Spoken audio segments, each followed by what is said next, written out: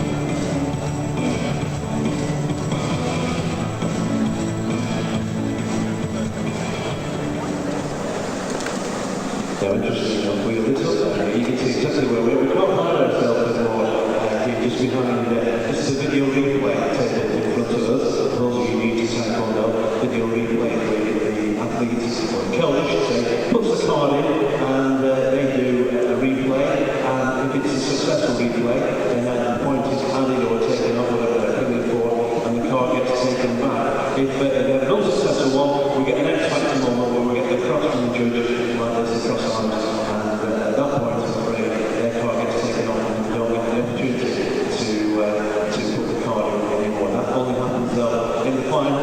One or two may have cards left in the semi-final, and that's dependent during the afternoon if the card will draw or not. Mike McKenzie is with me. Mike, very briefly, we've all got about a minute just to tell them we are on my around the world very short indeed. Mike, what are you looking forward to most of all this evening? Some cracking action, some brilliant matches to get to this level, whether it's 15, 7 finals. It's going to be exciting, it's going to be interesting. Which of the categories to turn your eye to see you really, really impressed? You know, all the categories are absolutely excellent. We had a great semi-final and final section, and I think all the matches will be brilliant. You've got to be diplomatic head on this evening. Mike, when you were involved with the Olympics, when you tell everybody what wasn't until last night, what your Olympic involvement was. Initially, I was technical operations manager for the Olympic Games.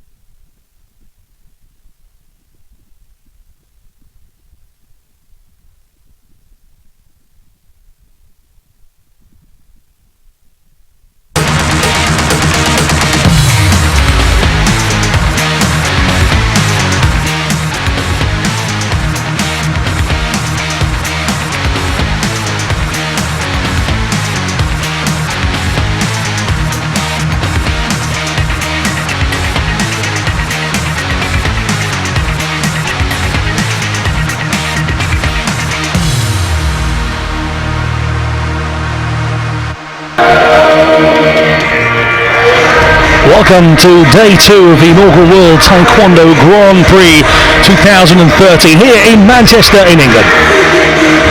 Our second day has a lot to live up to after a gripping first, but the world and Olympic champions found it tough going. The home crowd was given plenty to cheer last night as Great Britain took gold in the men's 80 kg plus category. Mohamed Cho seeing off Brazilian fighter Felix in a close battle.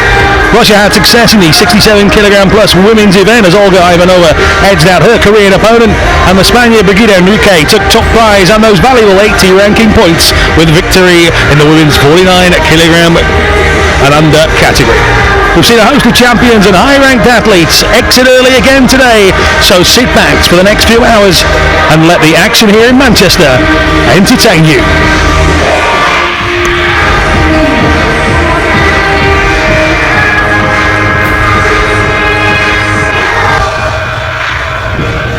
Good evening, my name's Alan March. Alongside me is Damon Sanson. We'll come to Damon in a couple of moments, but on your screen now you can see the schedule of tonight's activity, and you just have to look a little bit further down if you're a Great Britain fan, because Lutalo Mohammed and Aaron Cook go in 2 separate semi-finals, and yes, of course, if either of them, or both of them should I say, can get a victory, they will meet each other in that 80 kg and under category final.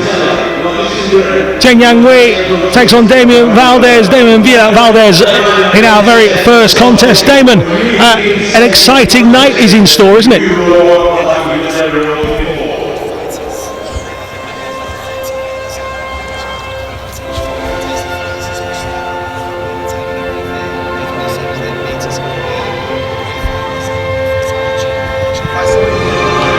Let's over to our venue announcer, who's going to bring out the fighters for the first fight tonight.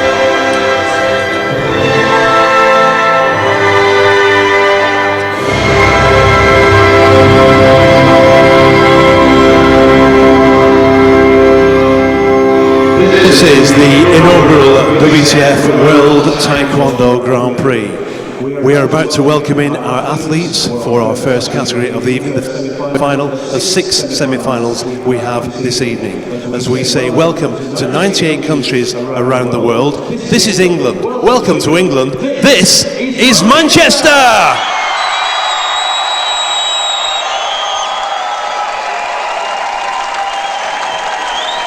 We move into our first contest of the evening. It's the minus 58 kilograms senior male category.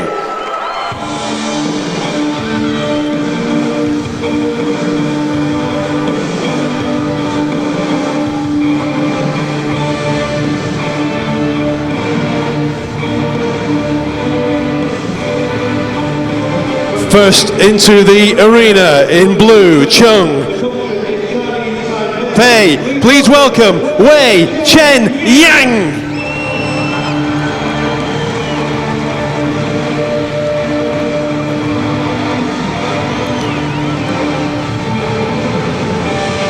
Red Hong from Mexico, it's Damian Valdez.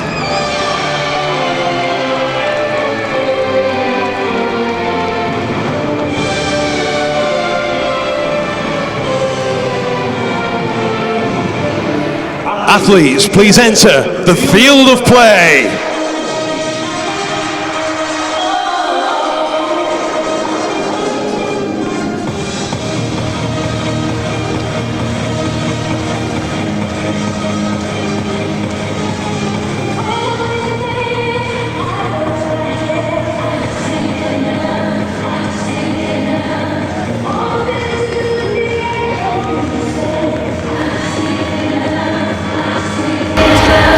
Good fight, minus 58 males, notoriously good for combos, really fast techniques, so it should be a good fight.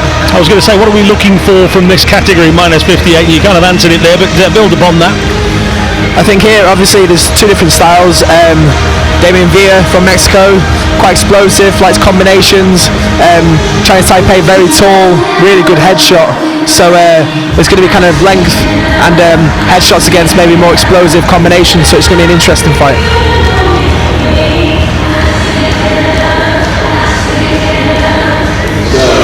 Athletes are in the arena from Chinese Taipei. We have Wei Chen. So there you can see the results of Damian Villa Vander. Forgive us if you hear us calling him Villa. Villa knocking out the American James Howe on his way here to this fight, the semi-final. And for those that weren't with us last night, let's fill you in, because this is a lucrative event for the people taking part. 80 points on offer, Damon, and that's a big start to your campaign towards Rio, isn't it? Definitely, it's the first Grand Prix, and with the amount of ranking points that are on offer, it's give you a major change to an athlete's prepare and kind of attempt to go to Rio. So it's a big opportunity. To put that into context, Damon's competing next weekend, and the winning prize is 10 points. So that's a massive difference. But that's what this Grand Prix is here for. And the early exchanges, Damon, the referee unhappy. Basically, just a Kyongo given for blocking with the knee. So just a half-point deduction for Villa. So again, for those that aren't aware, another half point or Kyongo to Wei, and that'll be a point to Villa.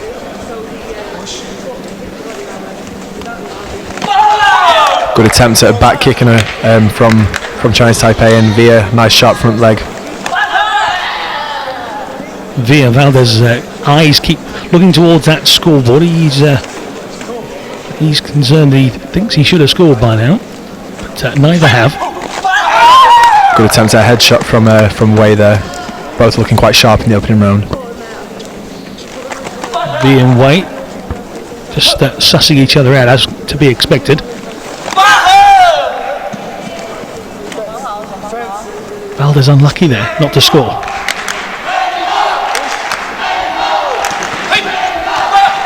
And here the Mexican supporters getting into full flow. And Villa Valdez there. Two strong back legs there, both not registering with the pad. It's a hefty tumble between the two of them, but still no points gained for either.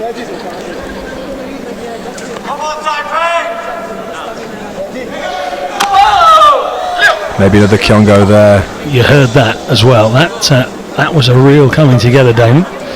That's the thing now with the Kyongos is so important. If referee gives Mexico a Kyongo now, it'll go 1-0 to Taipei. We'll see what the referee does. And Wei Chengyang is in a little bit of trouble here. Saw that magic spray last night, Damon. It seemed to do the power of good. And Wei hoping to feel a little bit better in a moment, because he took a hefty shot there. Looks like the top of the foot area that he's struggling with.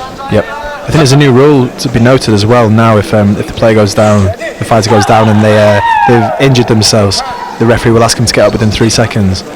If they don't think it's a general injury, if they think they're playing on it and taking a rest, they'll give them one more opportunity. And I've seen earlier today someone got disqualified.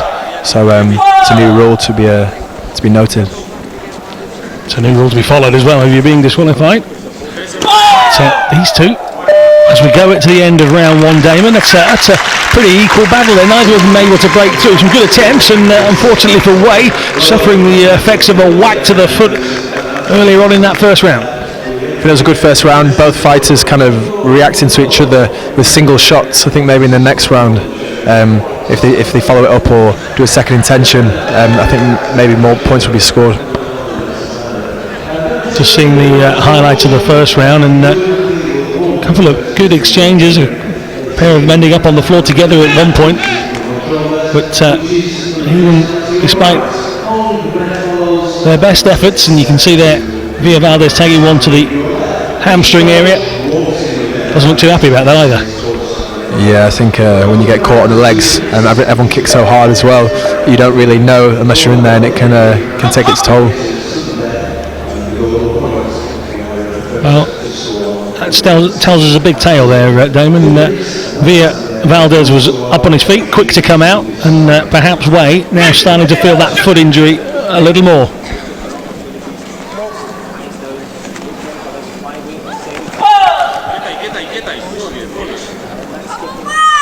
Valdez just managing to maintain his balance after that kick. Good back leg then from Wei. Damien also tried another hook kick. He's looked for a few hook kicks today, but they've just not come off yet. Another close encounter that results in nothing scored. Cancelling each other out nicely here. Yes, quite tactical so far, both being clever, not giving too much away, not opening up their body too much. You likened it to chess last night, and these two certainly giving that impression as well.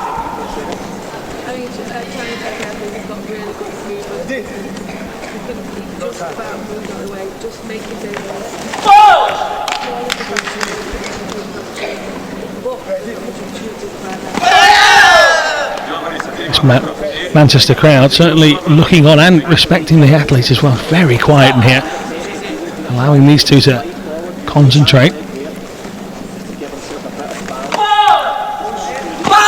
Headshot maybe there from Blue. There we go. And there we go. That's the big score. Damon called it nice and early, but that's being contested here. It's a Kyongo too, so that's going to be 4-0. But Mexico, we're going to say that the headshot didn't touch. But it was good. The Chinese Taipei then, he knew Villa was going to counter with a single shot when went with a long back leg high. It was good. Talk to the people at home about the process here. There's a red card being handed to our referee. What's the process now? The process is the coach from Mexico we've got one card during the fight. He's then going to say that the headshot, he believes the headshot did not touch.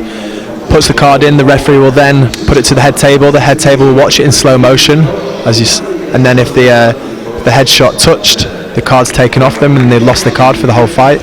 If the headshot did miss, the points are taken off, and then they're given back the card. So the officials just to the left of our commentary position, as we look at the mat, are overseeing their verdict. You can see the two guys on the mat at the moment waiting, and well, he got the card back. He's been upheld. That's a good call from the Mexican coach there. Clever call there from the Mexican coach. 3 points taken off, and now it's 1-0. 2013 flyweight world bronze medalist is Villa. Won a silver in 09.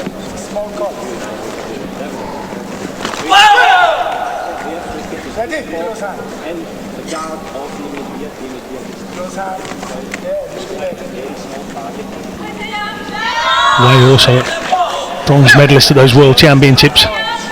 So these two very equally matched. Good front leg there from Mexico. Again, just not powerful enough. They have to register with a specific number for the point to be scored. Again, very acrobatic. Just remains the one score for Wei, the 21-year-old from Taipei, leads in this cagey and close encounter here as we edge towards the end of round 2. Good flurry of feet from Villa Valdez. Neither really getting the better of the other here. I think they've both been quite cagey. Mexico's trying to get Taipei to go back and put some combinations on him, as he's quite dangerous to reacting on the spot. So I think he's going to get his distance a bit better and find the pad. But I think in the last round it should heat up a bit. And see two youngsters with their Santa hats on here in the crowd. It's not that cold, to be honest. It's quite mild here in Manchester Central, an old railway station, of course. And neither of these two steaming ahead. You just see the pair of them at the end there, both just about going for exactly the same thing. I think with the lightweights as well, they can do that. They can go for a technique and then mid-air change it. So it's quite dangerous, and they're quite because they're so fast and so light. Sometimes you'll see them exchange, and one will be in the air, and next thing a head kick will come from nowhere. So they are very athletic. Well, Villa has got to come up with something here. Yet to register. The 23-year-old from Mexico in the red, or Honk, as it's known, trails here, looking for a place in the final a little bit later on this evening. Won't go anywhere. Nearly scored then from Villa, just working his doubles, just not on the threshold. Punch maybe. Wei is convinced that punch landed, and nothing given.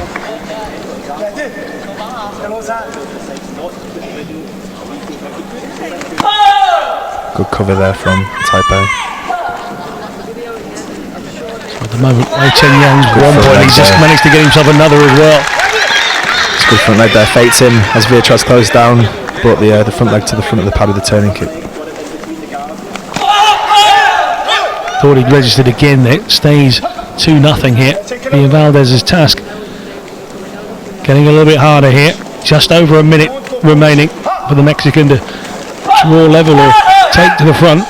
Needs a shot to the head here. Oh, head shot there from Taipei. Fantastic shot from Wei Chen Yang.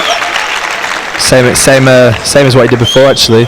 Went to his distance before he took to the body, and then same again, went to his distance. Obviously he's a taller fighter. Villa stayed into his distance and then brought it up, front leg turning kick to the face. Well, hopefully we'll get a replay here where we can try and distinguish. Damon will take a look at that, but on your screen at the moment you're seeing the referee handing over that card again, because the Mexican coach already won one of his contests. He's contesting another. He doesn't believe that that's hit. It's a big moment here, because if it stands, then Wei Chen Yang has a very good lead, and the Mexican coach is convinced that it hasn't hit. Here, Damon, it's on your screen now for you at home. No, it didn't touch. No, it's nowhere near, actually. And it was just Villa's head movement to dodge the kick made it look like it hit, but from here on the cameras it looked like it missed. Yeah, definitely missed. We'll see though. We shall see. There you can see the official's desk. And they're just going through, but again that card is handed back to the coach. So two great calls from him, and he's kept his fighter in this. Definitely, sometimes the coaches can make a big difference. If they're a clever coach with a card, they can win or lose their athlete the fight. Referee just waiting for that score to adjust itself back to 2-0 then, so not insurmountable at all, with just under a minute remaining. Villa maybe front leg double maybe from Villa, if that could work to open side the pad. think he needs to start doing combinations as Taipei's reacting with that front leg high, a single shot. He needs to start working off it or working the short distance. At the moment, it's the 2010 Asian Games gold medalist at flyweight, Wei Chenyang, that is making his way into tonight's final here in Manchester. 30 seconds, Damon. Maybe he tried back kick or reverse from Villa. Nope, a bit too close. Needs to register something here. Clock is against the Mexican. Damien very clever. Damien Villavaldez has got to find an opening here. Great defence technique there from Wei. Start working, make sure he doesn't run into another headshot. Kyongo.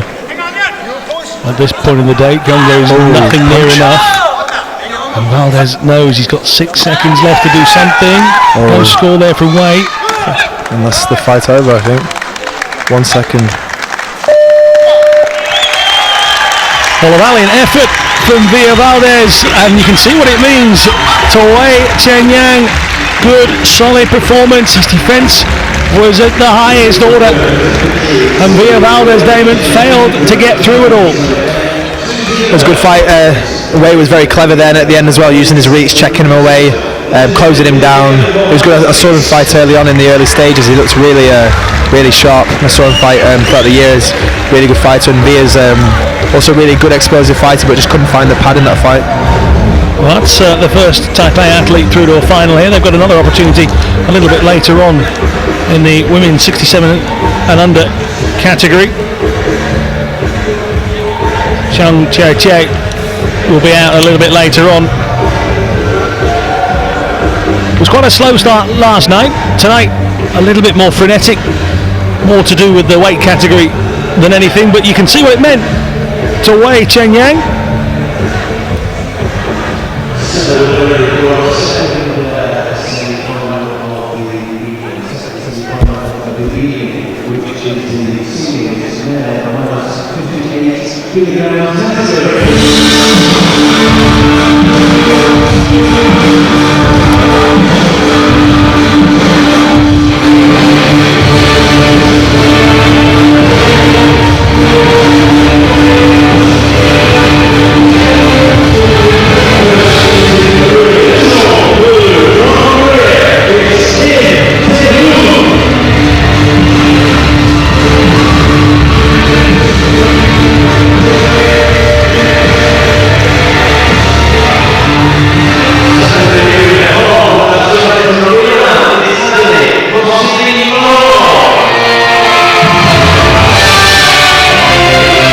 So next up then, Kim Tae-hoon of Korea and Hadi Mustin Laurent, or Hadi as he is known to his mates apparently.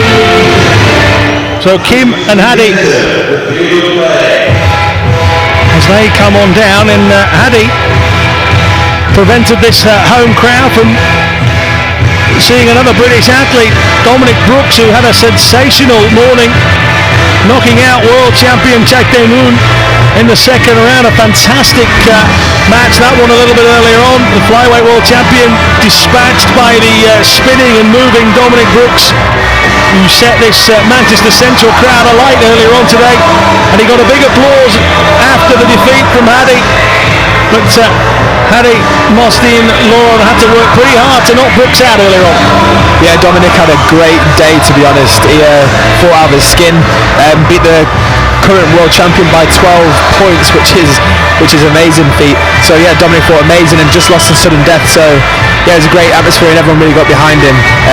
Now another Korean. There's 2 Koreans in the division, so now it's another Korean to see if he can kind of resurrect the pride and see if he can take the gold.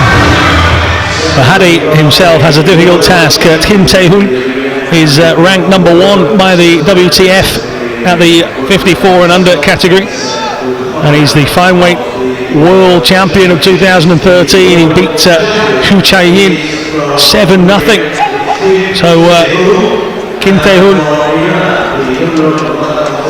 will be no pushover here, despite normally registering at a slightly lower weight category. As for Hadi, he's ranked number 7 by the WTF. The 24-year-old from Iran just Kim from Korea just sitting here. You can see how tall he is for minus 58 kilos. It's unreal how tall he is. You're saying he fights at even lower categories as well, and that's a no mean feat to get that weight for that height, as Damon's saying. And so Kim in the blue, the Chung, and Red Hong is Hadi from Iran. And at the moment, the world champion Kim just pushing and getting that first point, that second point as well. Good work from Korea, typical style, good movement, nice basic taekwondo, back legs to the blind side actually, and just keeping the pressure on another back leg then, just bread and butter taekwondo.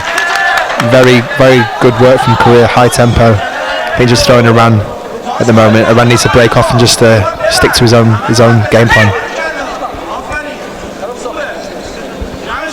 So a great start here, Damon, from Kim, 3-0 up, less than 60 seconds on the board, and using his height to good advantage at the moment.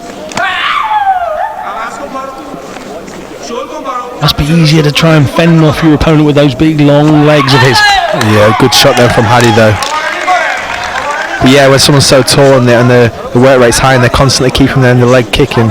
But Iranian style is generally to get into the clinch as well, and they're really good in the clinch, so maybe he's going to take his time, get nice and close to him and start working in the short distance. He was pretty close to the head, not quite, but pretty close. And as Damon said, Hadi trying to get closer in to get the combat and to counteract those big long legs. Now you see Kim Tae-hoon just stretching one of those big long legs out again.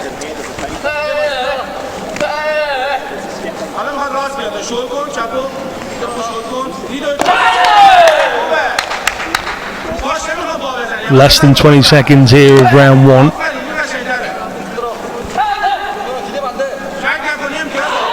Back kick attempt there from Hadi.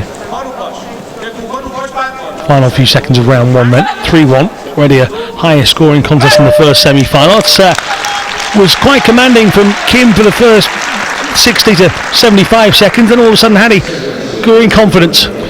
Yeah, great start from Korea, just high tempo, basic taekwondo, keeping him, faking him, pressuring him, putting him under pressure, but the Iranian's really calm, so I think he threw him at the start and he just needs to compose himself and then stick to his strategy and get back into the fight.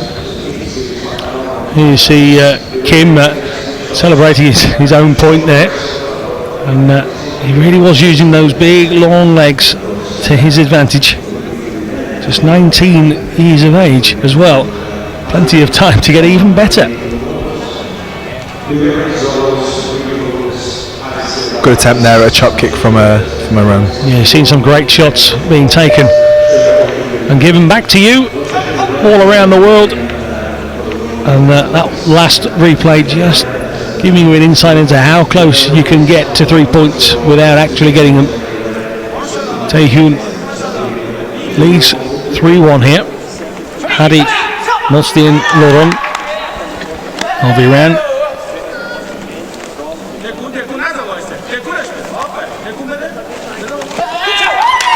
Good attempt there, reverse from Korea. Good cover from Hadi. It's good technique from both sides. Again, that axe kick from Hadi is really good. He just needs to find the head, but Korea's cover is good up top. Kim Tae-hoon just on the attack again, moving Hadi away with the long left leg. Got to be careful not to have the referee interject for standing off too long, and Hadi dumps Tae-hoon to the ground. Seems to have caused himself more mischief than anything.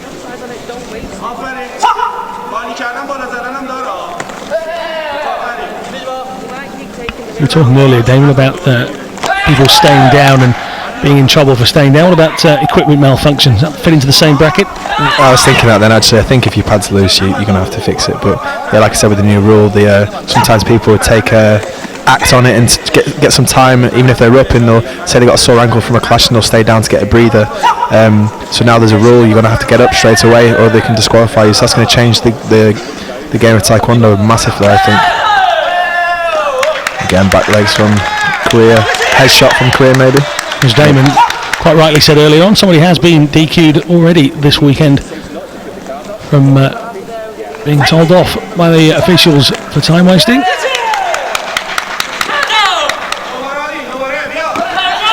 Good punch there from Iran. There we go. He's dumped Taehoon to the ground. He's got that second point as well. So Hadi, he's up to 2. But Taehoon has already clipped himself a point in this round as well. So not much given between the two of them here. Both attempting a headshot there. Yeah, Korea just keep on the end of his reach, just constantly kicking with his front leg. He's like a rangefinder, so Iran's finding it hard to settle down. He's just constantly keeping at the distance. Oh, headshot them for Korea. Well, the card will be played here. And not surprisingly, in the last semi-final, the Mexican coach was successful twice, and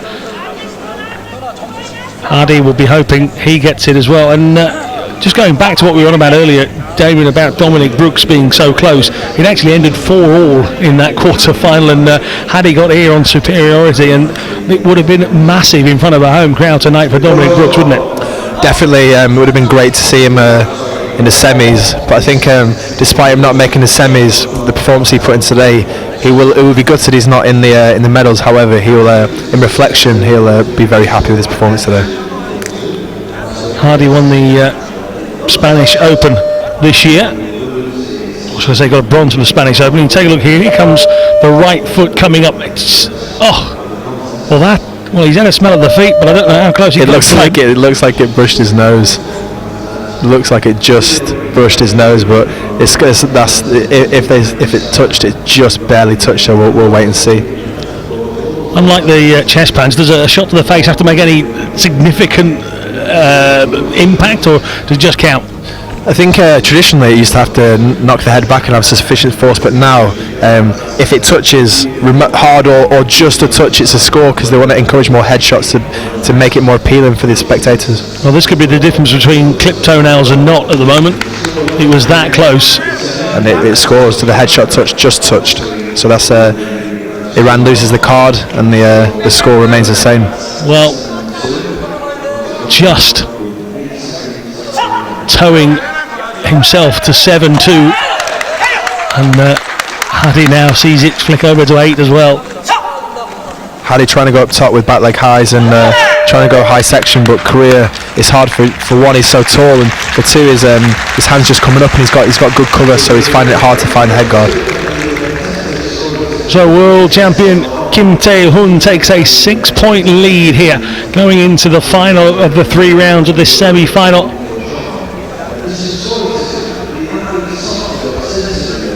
So full house here at Manchester Central, watching on patiently, and it has to be said that you get the vibe from around the building that the majority of them are here and anticipating what they will hope for is an all-Brit final a little bit later on, but they're being treated to some very good Taekwondo, and especially from this man in the blue on your screen right now, Kim. He's demonstrating how those long legs can really help. He's proving to good use as well, isn't he? Yeah, he's fighting really well, using his reach.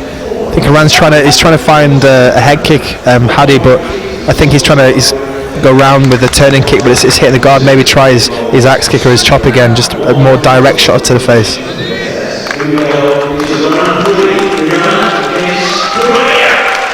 The final round, and Kim Tae-hoon, a 19-year-old Korean, leads. And nearly then again tried his chop. But yeah, Hadi knows he's got to go for some big shots here in round 3, Damon. Trying to work his doubles in the short distance. Both looking in good condition though. The tempo is quite high for the 3rd round.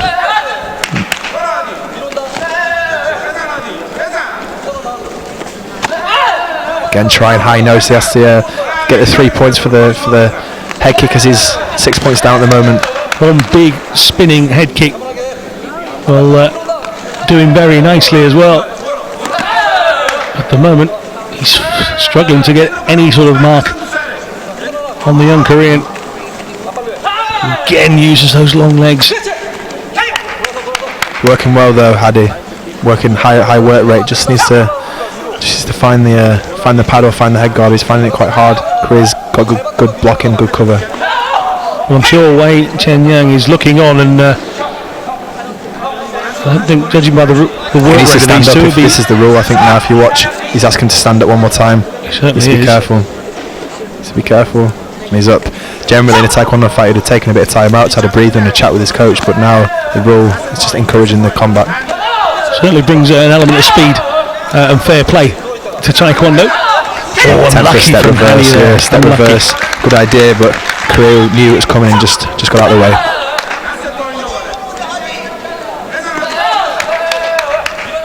Prix looking really, Adds really another good. couple as well, and that's Yeah, really good Taekwondo base, just basic back legs, good movement, good timing. that's nail in the coffin. Oh, high At this section moment, back that's a leg. great attempt to take in good speed between the two of them, but 10-2 with just Good over back leg 40 again. seconds.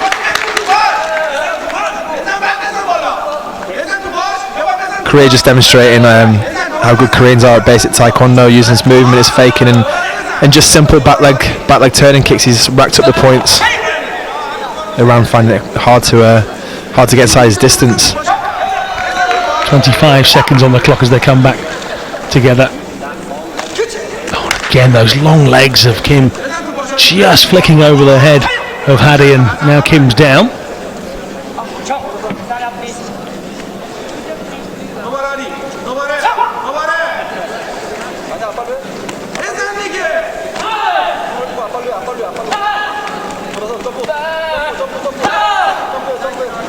Five seconds here, and it's curtains for Hadi. Mostian Loren. He may have gained himself an extra point there. He knows he but, can't get the points back, obviously. Yeah. The score is too big, and Korea looked extremely impressive. Really, really good in that fight. Really good.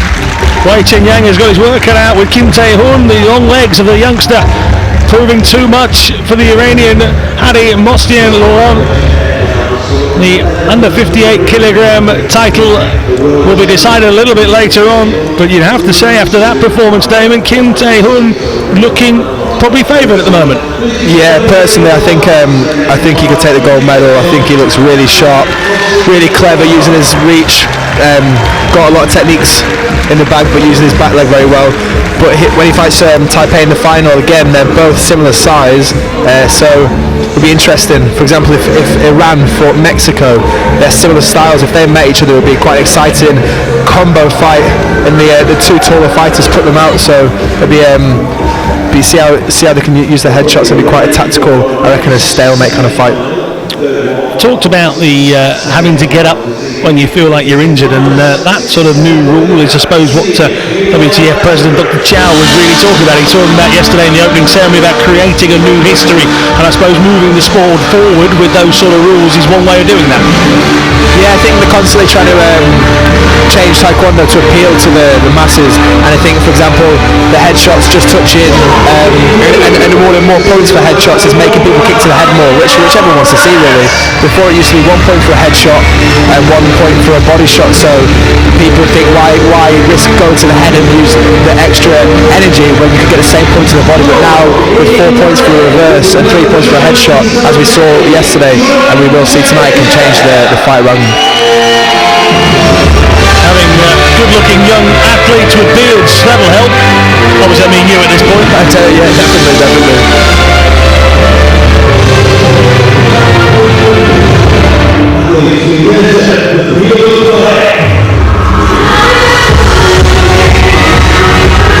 Well, we move into the women's under 67 kilogram category now.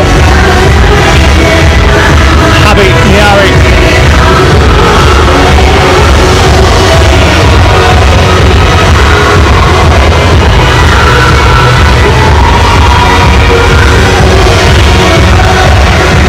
And Chang Chiai Chia.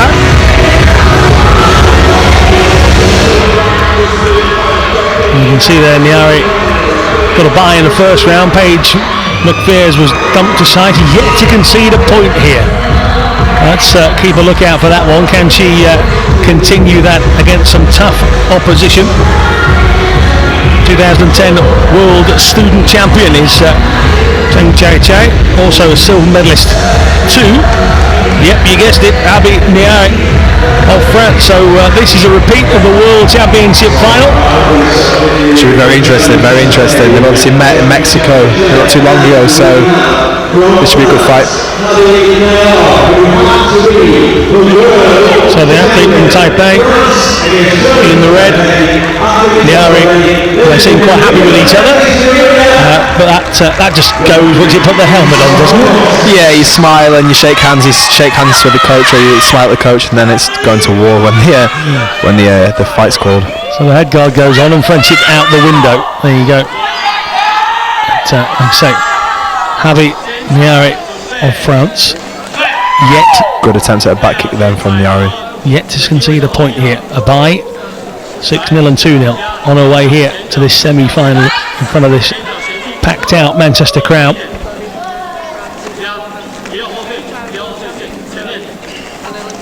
Nice shot there from France, just using the front leg, constantly testing there, just to I think counter Taipei's check. Just keep him moving, making sure she hasn't got that front leg on. Ranked number 1 in the world now. Her discipline and not conceding so far is proving why she's there at that rank. She may just have conceded. Good attempt at a back leg to the head then. France went for the back kick. She couldn't see where she was, and then the headshot came and just missed.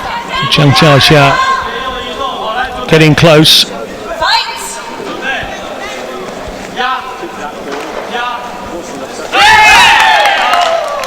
Headshot there.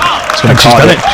She's going to card it because that might be the first time that Niari concedes, and Chang no card. Oh, interesting. The coach obviously decided that maybe it did hit and she didn't want to waste the card, so 3-0 to Taipei. I think you'd have to be confident at this point of the contest, still in round 1 with 30 seconds to go, that Niari's got plenty of time to get those 3 points back. So, coach, as you say, David, you only get one chance with that card. If you don't get it back, you've lost it for good. So, Niari deciding there's more time, and that card might be better served elsewhere.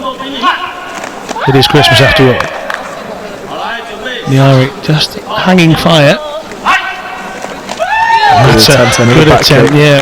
She started the fight using the front leg to cancel Taipei out, and I think she's starting to now, but I think you can't really sustain that for the whole fight, so if she gives Taipei the time and the distance to get her leg up, she could be in trouble. So there you can see the lady that's finally broken through Javi Niari's very good defence. Niari's scorecard going into this was similar to that of an English cricketer, lots of zeros, but Chang has finally got through, and here you can see the action between the two of them in that first round. Good attempt here from Niari, just skimming by the chest pad.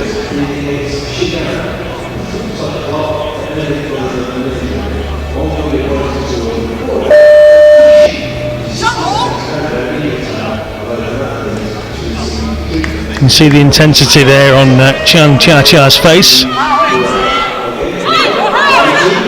So back underway then, Damon, in 3 down, but as we say, Niari has shown enough ability so far over today to know that that's not insurmountable.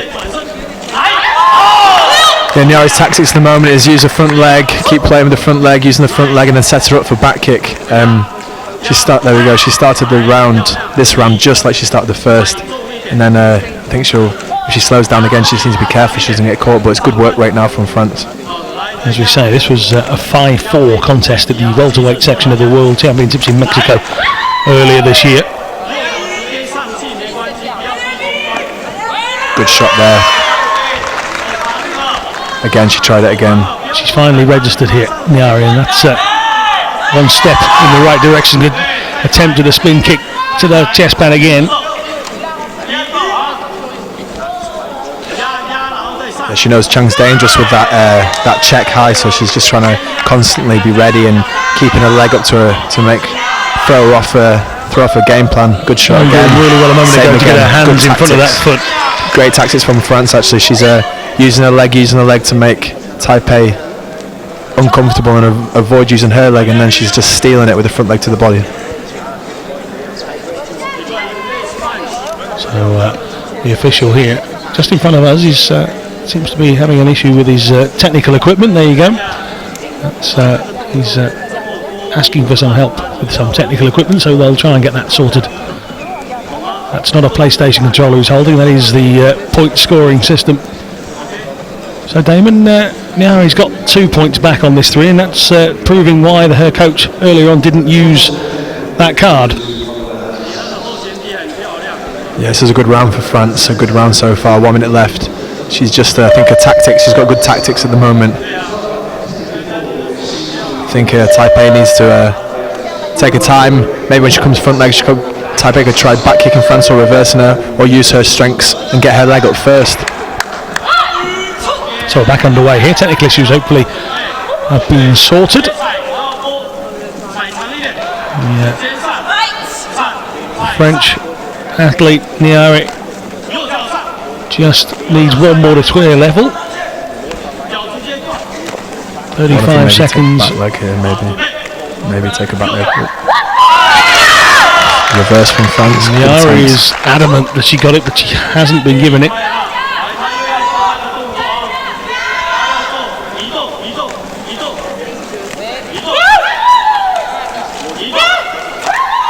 Again, Nyari going for the head there. Yeah, both showing good variation. Quite a lot of techniques at the moment. Body shots, head shots. Chung Cha Cha just holding off and gaining the plaudits as they go into the end of round 2. Bit of a pat on the back to Nyari in that round, gaining 2 points and not conceding. And Chung Cha Cha might just have to withstand a bit of a barrage in this 3rd round. That young man on your screen's enjoying it. He's dancing his night away as Nyari is trying to kick her championship into gear. That's unlucky from the pair of them.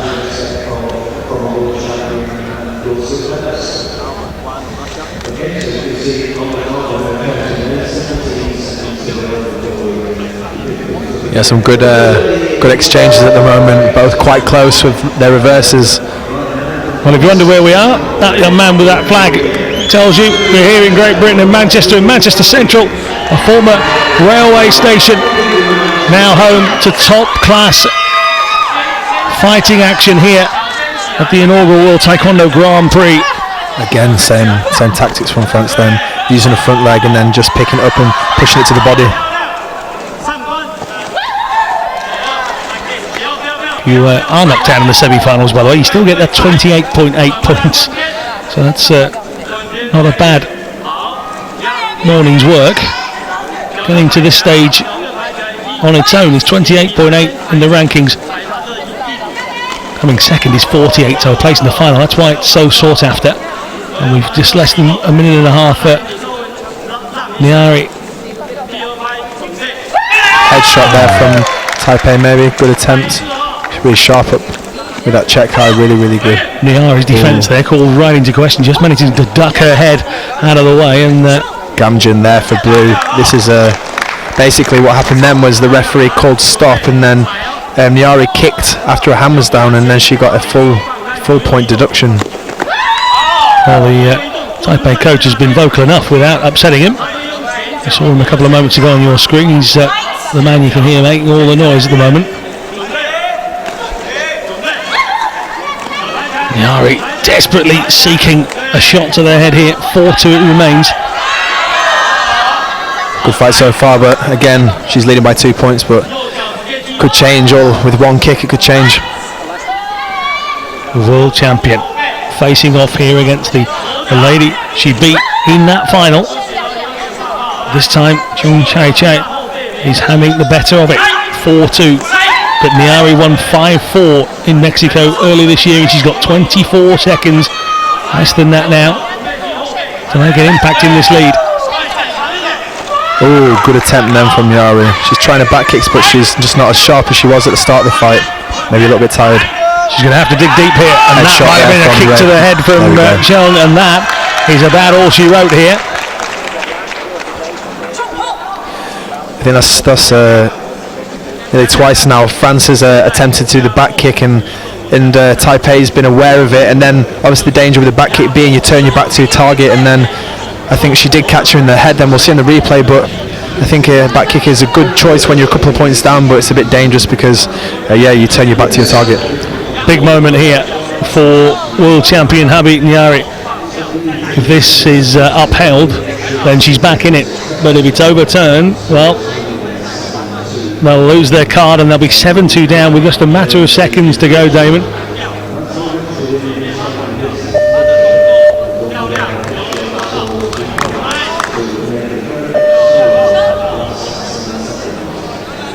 Looks like on the camera, it looks like it hit the back of the head as she went to attempt for the back kick. We can't fault the coach for trying this late in the proceedings.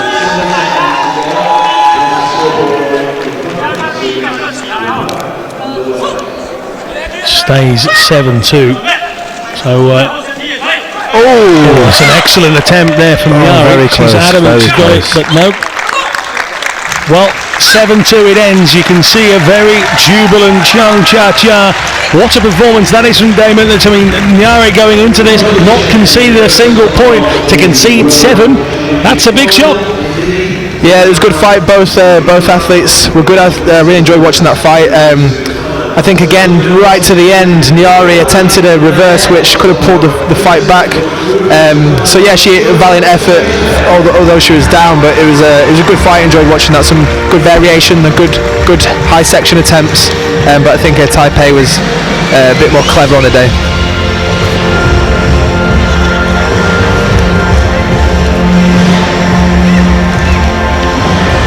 Well, we've had a man and a woman from Taipei make their way into the finals tonight, so good night for them so far. Wei Chenyang earlier on is now joined by Chung Cha Cha.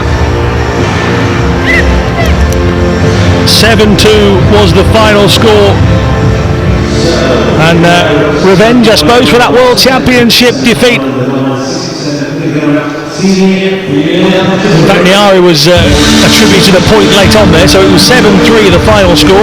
For those of you that want to write that one down, Nyari was indeed attributed another point towards that end in that flurry of activities. Damon said unlucky not to catch with the spinning kick, which really would have made it a lot tighter in those final few seconds. That's the thing, like the score was 7-2 and she attempted the reverse and the opposition fell over, which was a Kyongo, so that it'd take it to 7-3, and if the kick hit, that'd be 7-7 in a matter of 3 seconds. I've seen fights where there's literally 2-3 seconds left and someone's winning by 3 points and they get caught with a spinning headshot, and next thing is they've lost. Well, I said at the top of the programme that some of the big names, higher rankings, Olympians and world champions were struggling here in Manchester so far this weekend, and none so more than this competition. Under 67 kilograms has seen the world number 1 just knocked out. That was Habi Nyari in that last fight. The lightweight silver medalist with the world champions in Kim Hulong, she went out in the second round as well. Noor Tatar, the Turkish fighter, went out in the first round. She was ranked number 3 in the world. She's gone, so that's Chung Cha Cha, who's ranked number 11 on the WTF. She's through to the final, and one of the fighters here, Ellen Johansson of Sweden, is ranked 13 in the world here by the WTR, and she has a massive opportunity, but she's also got a big task. Anastasia Baryshnikova is her opponent, 8-0, 8-8 and 6-0. There you can see the Swede Johansson. Whole mixture of scores for her, getting past Hualang Kim, as we said, knocking out the lightweight silver medalist.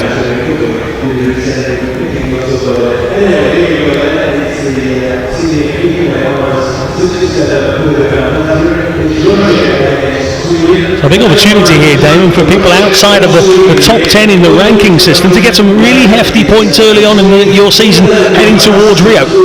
Yeah, definitely. This tournament is the highest ranking for the ranking points. However, the top 32 are eligible to fight in it. So if you're just outside, say, the top 10 and you do really well or win this tournament, then you could be in the top 1, 2, 3 or 4, and that's what you're aiming for automatic selection for the Olympics in 2016. There's 3 more Grand Prix to follow this one, including a grand final, which includes the top 8 from each section. That'll be an entertaining encounter. That won't happen until around about 2015, so it's a long old road to Rio, but it starts here in Manchester, and these two start slowly. First 20 seconds failed to score, but then a real good exchange between the two of them, but again failing to trouble the scoring system.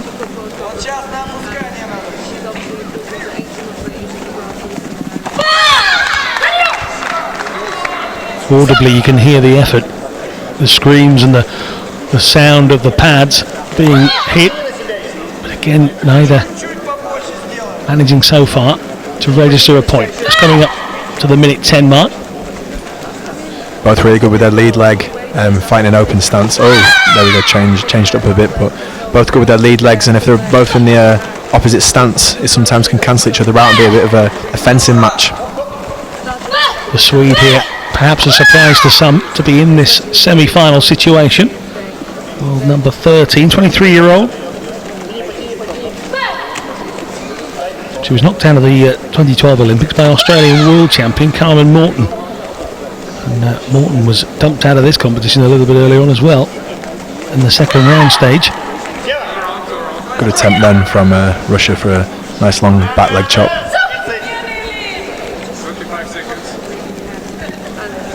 Final 30 seconds of round 1 here. Again, the crowd just looking on respectfully and quietly, allowing these two to hear every throw and turn. Chop. No. Good attempt, good exchange though.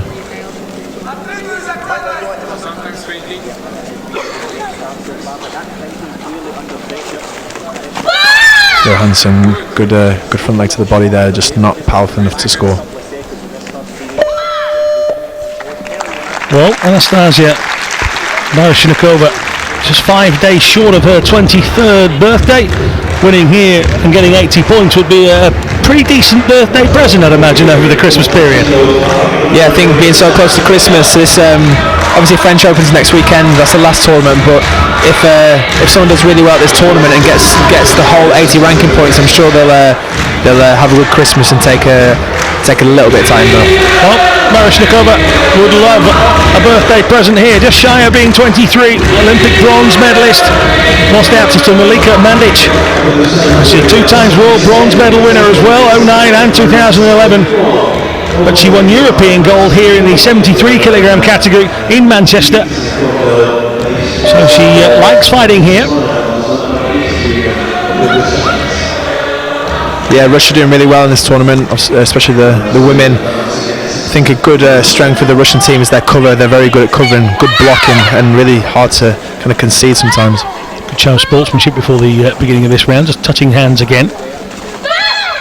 Great hand speed there from Johansson, just to bat away Baryshnikova's foot there. Johansson thinking she scored a headshot, but just missed. It's interesting, both of them sort of half celebrated. Yeah. Bit of a last tango in Manchester there as they spin each other around. Johansson, good back leg then from Johansson, back leg turning kick.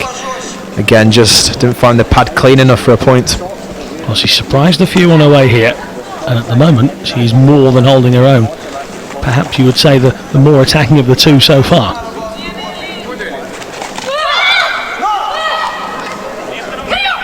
Again, both of them just inches away from registering with headshots. You can see the Russian coach, Baryshnikova's coach, looking on. Maybe Kyongo for Russia here. Nope. Yeah, Johansson looking strong. Do you find some officials different to others, or some more stringent than others? Yeah, I think sometimes it's the referee's discretion. So generally there's rules they need to follow, but sometimes it's up to their discretion. So sometimes they might not think it's a Kyongo, whereas another referee will maybe see it differently. So it is sometimes a bit different on each area. WTF President Dr. Chow in the opening ceremony yesterday said he wanted to see fairness and transparency from the judges whilst allowing the sport to grow and entertain. Yeah, I think watching this tournament so far, the referees with a couple of new rules, I think it's they've been really good and really strict and just encouraging people to fight, as opposed to kind of stopping and taking time out. So I think that slight rule change of not being allowed to take time out for a faking an injury is a really good rule. Not so much tonight, but we saw it quite a lot last night. The officials encouraging the two athletes to come together and telling the fighters to engage. Not so much tonight, but last night we saw that a lot. Good back leg there from Johansson. Good, really good shot. We finally get a score there, Damon, as well, right on the buzzer. At the end of round 2 gives us our first score. It perhaps hasn't gone the way that some people would have thought. Baryshnikova hasn't registered yet, and there's the face of the Russian on your left. On the right of your screen is the only lady to score so far, and Ellen Johansson, ranked 13 in the world, has finally put a point on the board. Yeah, I think it was clever. They're both in opposite stances, which is called an open stance. So they were both using their checks, their side kicks, and cancelling each other out. And then Johansson took the initiative to change it up and use her back leg turning kick. So it's a really good idea. You can see how close in these last couple of replays, how close they've come to scoring with the head. But that is the only one that has counted so far. That left foot into the midriff of the Russian gives the Swede. It gives the Swede a lead, but it's a tender lead. Johansson there, Damon, coming straight out with a defensive right leg. Just holding it. She's keeping her leg up with good cover. Quite hard to counter. Russia just needs to change it up now and maybe try something different. The agility involved in that manoeuvre for the amount of seconds that she held it. Top stuff from Johansson. That's what it takes to win 80 points here in Manchester. Russia trying to change her stance then and cut her with the front leg, just to counter with a front leg turning kick. I think in this stance though, Sweden will be quite confident of just keeping her away and fending her away, but Russia now going right foot forward I think is a good idea. Maybe try back kick or counter. Well, the first semi-final in this category ending 7-3. This one's going to be nothing like that at the moment. Very cagey affair. And Ellen Johansson still leads by that solitary one shot. Going again to try it, and she's down. It's a real whack to the right leg there, Damon. Straight up, ready to fight again.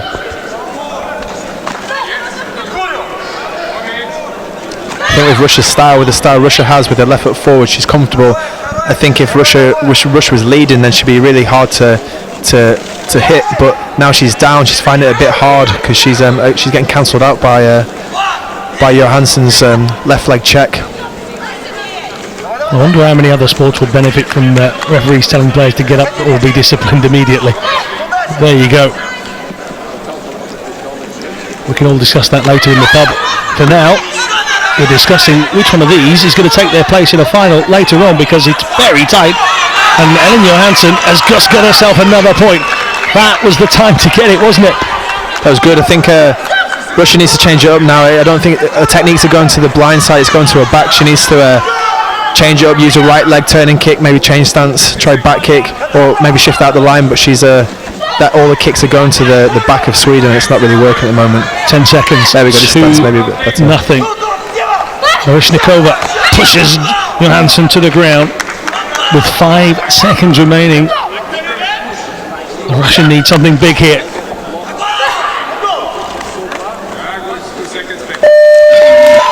Well, we said at the beginning, Damon, of this one that there've been a few surprises in this category. World number 1 out in the last semi-final. World number 13 makes it through to the final. As you were talking about, those massive amount of points. 48 points now Johansson has definitely got. That's what you get for getting yourself in that final. Merry Christmas. Yeah, definitely. The points are good. Obviously, you've got points regardless of winning gold or silver, but now she'll have no pressure. Sometimes when you get to the final of the competition, the pressure's relieved, and then you can just thrive and enjoy it. You're guaranteed a lot of points, so it's just kind of going for the full 80 now. So I think she'll be in a really good place.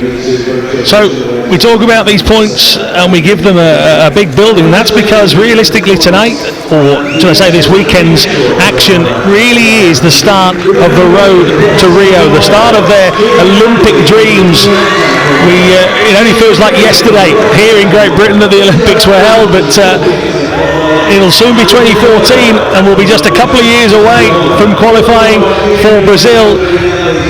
And these Grand Prix series, is invented and introduced by the World Taekwondo Federation, really are a big way of securing yourself an early ticket to Rio. Get a couple of good performances over the next 3 years at these Grand Prix and you're pretty much there. Well, that's the future. Let's talk about now Damon, the man's name on the left-hand side of this screen. We'll come to controversy later. Let's talk about quality first. Lutalo Mohammed, he's got some ability, this boy, hasn't he? Yeah, Lutalo's a great fighter, teammate, a good friend. He's dangerous. He's got really good. His strengths is his unorthodox style, his headshots. He's got good headshots. He can go up 2, 3, 4 headshots at the same time, keeping his leg up. Sari from Turkey. I was going to say, you fought Sari recently, haven't you? Yeah, I fought Turkey in the second round of the World Championships in Mexico this year. He's a good fighter. His specialities, I suppose, is back kicks. He's got really sharp back kicks, good work rate, and his strengths is his spinning techniques. So we've got kind of head kicks versus maybe a good back kick. So we'll see. Hopefully, it'll be a really good fight. So Damon is giving us a heads up that there's 2 different styles here. Mohammed takes on Sari, both just 22 years of age.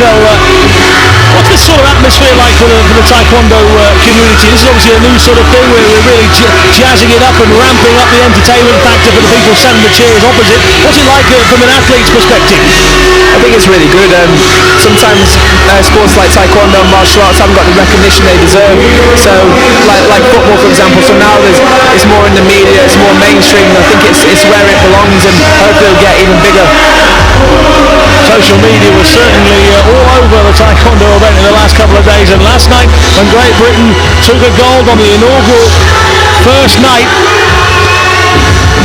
everybody's interested this morning, and 2 Brits in the semi-finals of another event certainly goes a long way on these shores, but around the world this is being watched, remember, and so far we've had winners and finalists from all sorts of nations. Taipei having a good night tonight, they've already got 2 finalists.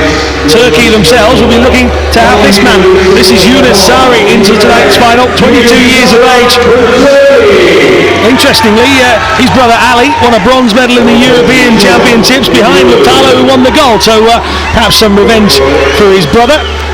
Should be a good fight. I think the tactics are going to be. I think Turkey's tactics will be to look for that back kick, look for that reverse as Lutalo comes with his left leg. Lutalo's predominantly left leg, using his checks and his turning kicks, and Sari's one of his best techniques is his back kick with his right leg or both legs. So it's going to be who's the cleverer athlete and who can apply their strengths better and be aware of the other person's dangers.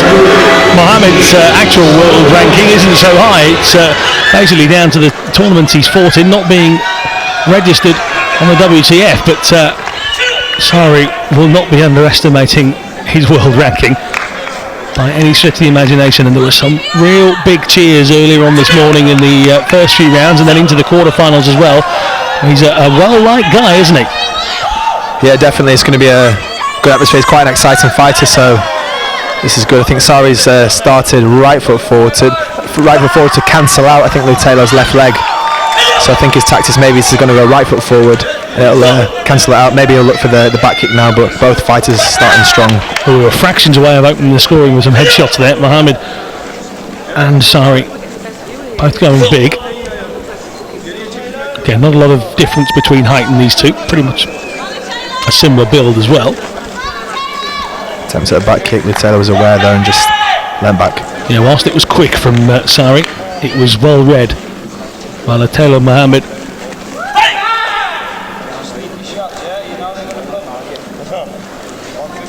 Lives and trains here in Manchester with Damon. Back kick then from Sari, like I said, the right leg back kick, which I thought he'd be looking for. Just didn't, it registered but not enough. So Lutalo needs to be aware of the back kick and just be aware. In a good start so far, both looking sharp, just not scored a point, not hit with enough power yet. Kyongo for Sari, that's half a point lost. We'll see later on if that comes back to bite him. And very energetic advance there from the Brit. Yes, Lutello's trademark is he likes to check his opponents with a strong kick and then kind of fly at them with a running chop kick. So he is quite dynamic and acrobatic when he fights. It's not always the same sentence you put the word 6'2" in. He's dynamic, but he's certainly that 6'2" British national champion.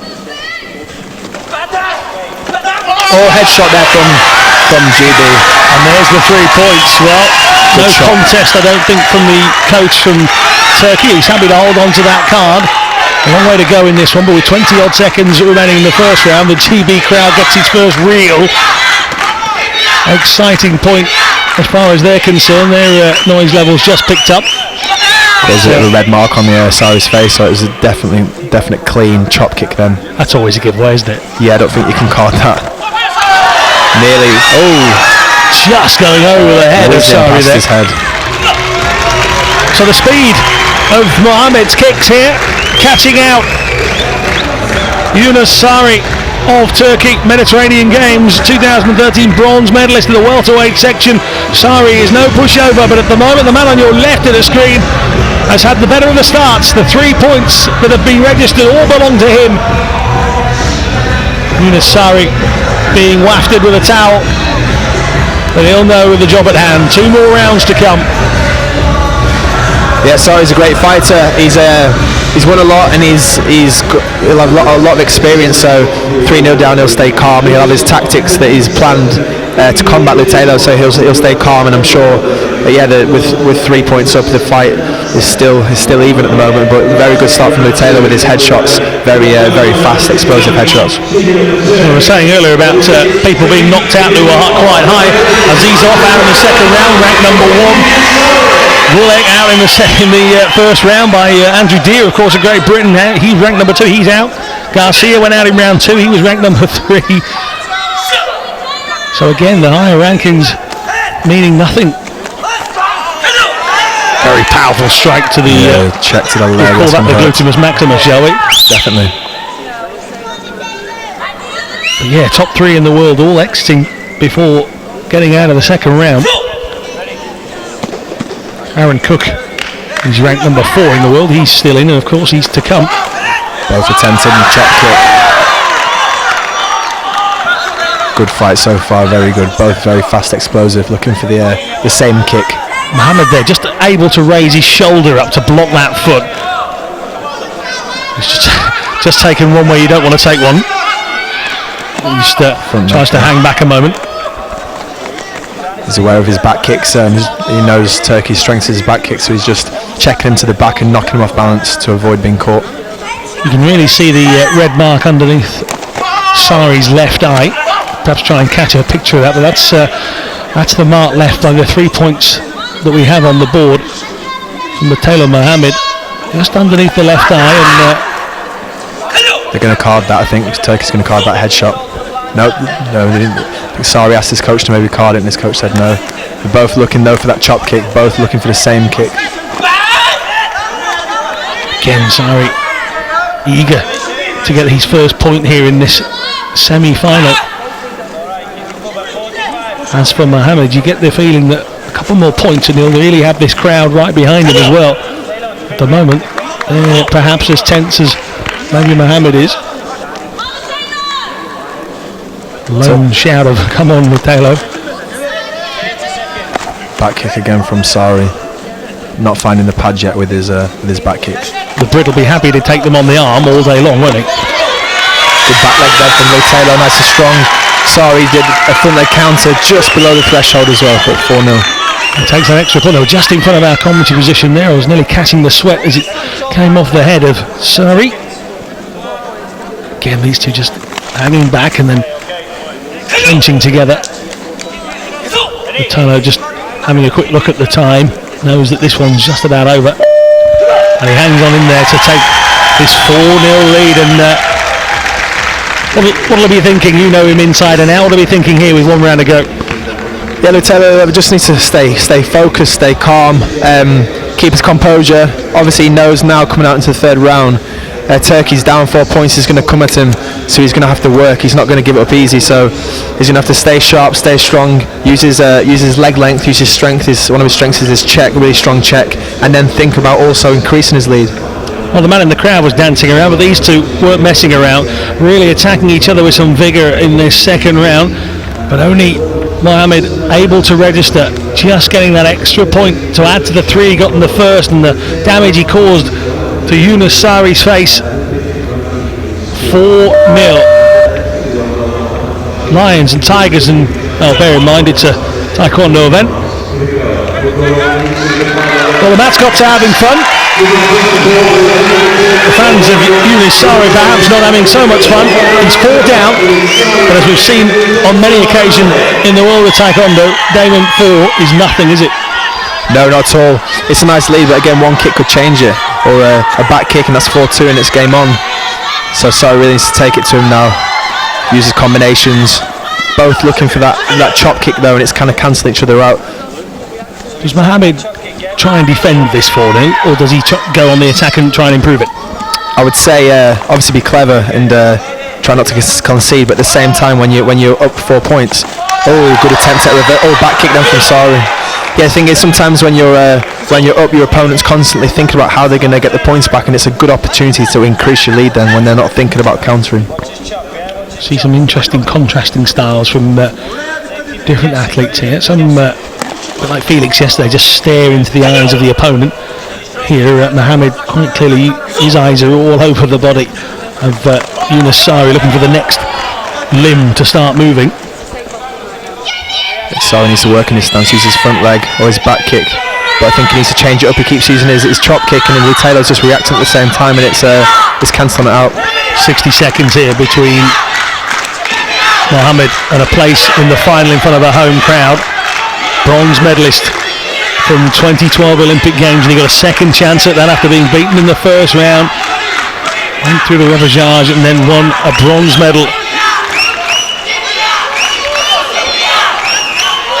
Sari trying that chop kick again, tries a hook kick. I think he's tried it a few too many times. I think he needs to change it up, vary it up with a different technique. I don't think it's finding the head at the moment, as Lou Taylor's reacting and being quite clever.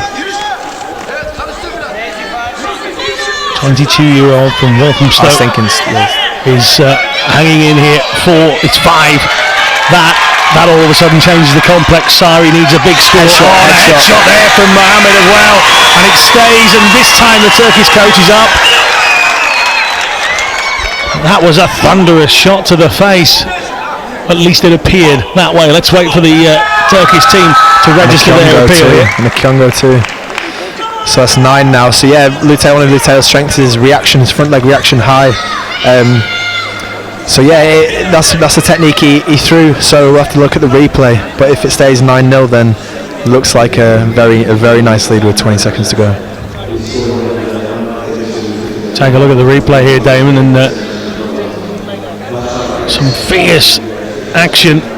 This one just coming under the arm, and we can't see from that angle. It comes under the left arm, and hopefully from a British perspective hits in the left side of the face, but you can't quite tell, and the officials will be using there's a camera in each corner of the mat. 8x8 mats have a camera in each corner for the officials to use, and comes in pretty useful, doesn't it? You can't quite see from here. You can't just tell from underneath the left arm, isn't it?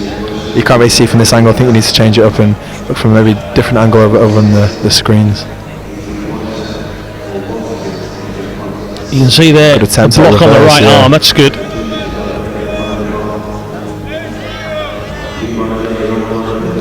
So they look on. It's got to be agonising, hasn't it? Yeah, it's nerve-wracking, but if the scores are a bit closer, it would be a bit more nerve-wracking. But for Lou Taylor, if the headshot stays, it's 9-0. If the headshot didn't hit, it's still 6-0 up with 19 seconds to go. So he's still in a comfortable position. More a bonus for him at the moment, isn't it? Yeah, that's a massive relief, and then he can just relax. And one of Lou Taylor's strengths is when he's up, he trains his checks, and when you spar with him, it's hard to when he's got his lead. It's hard because he's got a strong check, and he's got a long reach, so it's hard to claw them points back. He's frustrating, is what you mean? Yeah, definitely. Well, you can see he looks a calm character, and it's a successful appeal here. So whilst it still leaves Sari with some work to do, that scoreboard will change in a moment. Just wait for the official scoreboards to tick back round. So they might look for a reverse step back kick maybe. Good cover there from they've got a shot to the head here. Good cover there from Taylor. And they're going to appeal. Well, Kyongo for Mohammed, who shakes his head, as you can see. And, well, thank you very much, Taylor. He's just showed us exactly what happened. He says it went right over my head, boss, and everything's fine. But we will get the appeal. Good attempt then from, again, trying the same kick. Turkey looking for that front leg chop kick, but I think Taylor kind of went down and Taylor's arm was up. So personally, I don't think the kick touched the head guard. No. Well, Sari waits and sees if he's registered 3 points here, and that will change it a little bit, I must admit, because cover, all of a sudden definitely he'd be not 6-3. But yep, well, Damon's adamant that that's not hit. You can see on the face in the replay here, and well, seems like a happy man, but he's not going to be too impressed if this goes the same way that Damon believes. Sometimes though, when you've got not much time left, you need to try it, you need to attempt it. It's not been given 6-0, it stays, and now Lopelo heading towards the final, just holding off and going for a head kick of his own, and hits the deck, the Sari, 2-1. Well, this is the result the home crowd certainly wanted, and they've greeted Lotalo Mohammed with a rapturous round of applause. The Manchester-based fighter, 6'2", British national champion, Olympic bronze medalist, has just got himself 48 much wanted points towards Rio. What a good fight that was. Yeah, really good fight, good action. Both showing quite a good variation of techniques. The Taylor just using his front leg better. They both had the similar tactics, using their chop kicks, but the Taylor found the head guard and then just defended his lead really well. But I think that makes it also interesting because the Taylor's in the final now and possibly could face Aaron Cook. We'll talk about that in a second. Yeah, definitely so. Nice to see at the end there, Lotelo just holding the hand of Yunus Sari up towards the crowd and telling the crowd here in Manchester what a tough fight that was, and showing a bit of respect for his opponent. That's good. And that's what you get from Lotelo Mohammed, a well thought about young man with a bright future. You can see him blocking the shot there with his right arm. Yeah, let's go back then, David, to what you were talking about. One of the next men out is the only man competing, the only person here competing for the Isle of Man. Let's talk about Aaron Cook. Yeah, Aaron's on next. Aaron used to be with the GB team, but now he's fighting the Isle of Man. He's doing really well today. I think he beat the top Koreans. He's looking sharp, so he's fighting Russia, so it should be a good fight. Aaron's one of them fighters who's very aggressive, loves combinations, and he's definitely an exciting fighter to watch. It's not a dull moment when Aaron fights. He's good for a spectator to watch.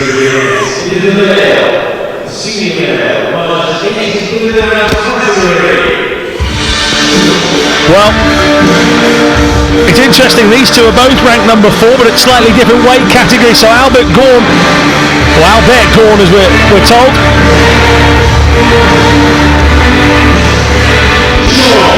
he's ranked number 4 in the 74 kilograms and under category.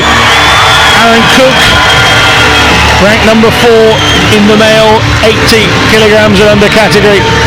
Now fighting for the Isle of Man. Would still have to fight for Great Britain at the Olympics, but he's got a real battle on his hands because the man you've just seen win, Lotalo Mohammed, who was picked somewhat controversially, some would say, in front of Cook for last year's Olympic Games, has already registered his 48 points. If these two meet in the final, it's a real advantage to the one that wins. So you can see the two fighters being beckoned towards the mat. The this, Damon, is 3 very interesting 2-minute rounds coming up, not just because of the fight at hand, but the potential what it leads on to. Yeah, definitely. I think first off, they're obviously both ranked fourth in their minus 74 and minus 80, so it's nice to see, because of the Olympic weights, 2 fighters from a different weight fighting each other, so it's nice to see how they'll get on.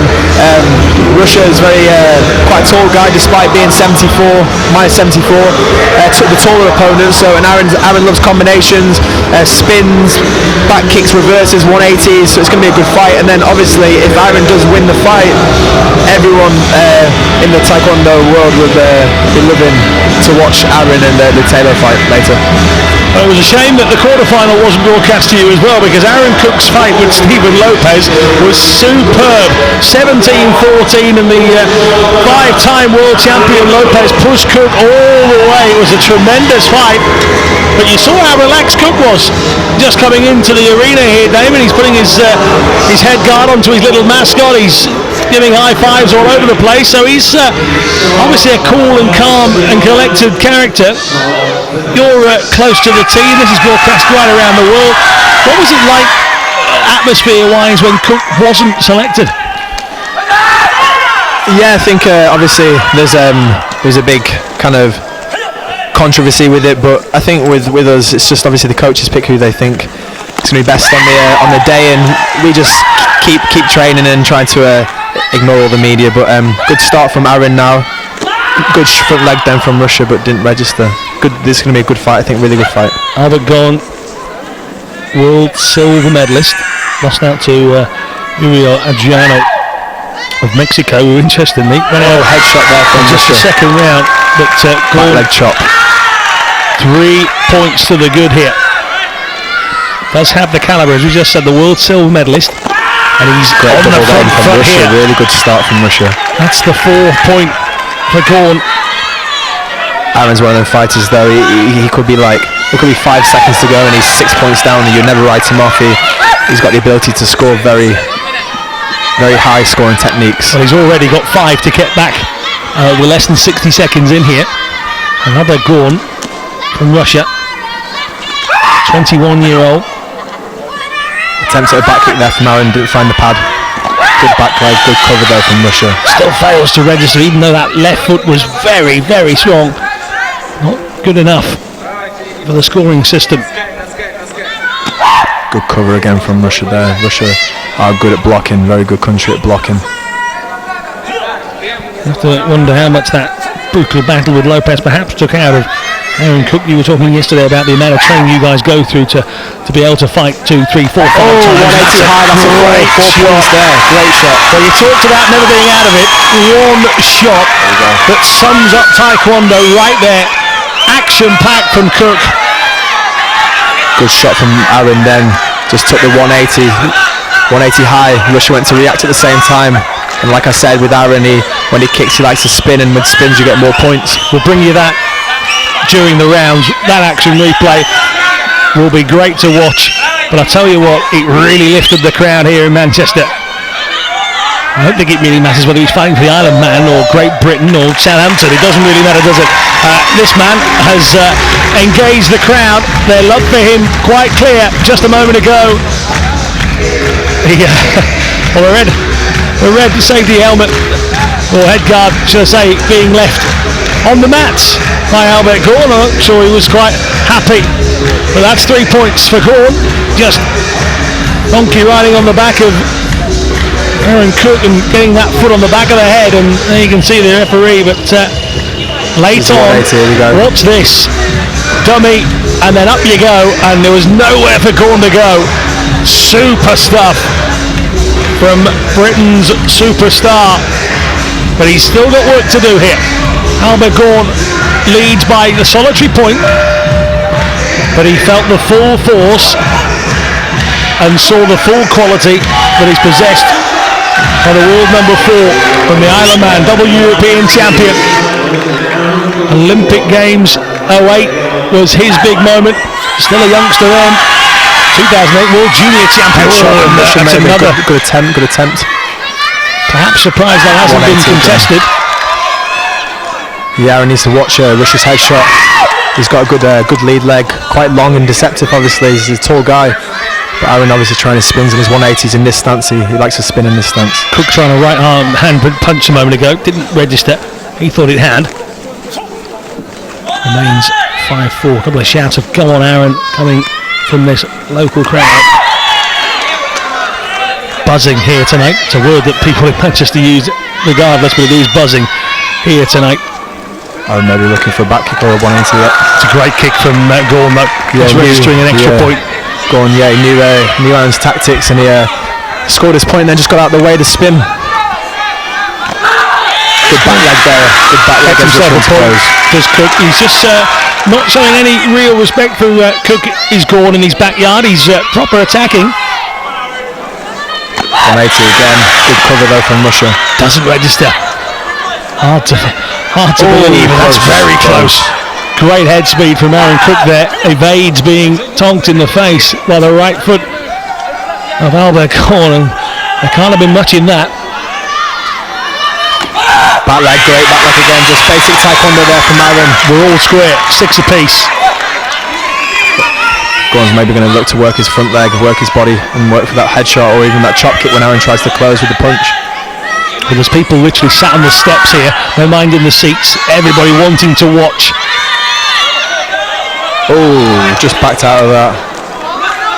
Big groan of ooh from the crowd here. Loads of people gathered here at the Manchester Central. I think Gorn might be maybe waiting for Aaron to spin, or next time he spins counter, but nope, he's allowing Aaron to spin.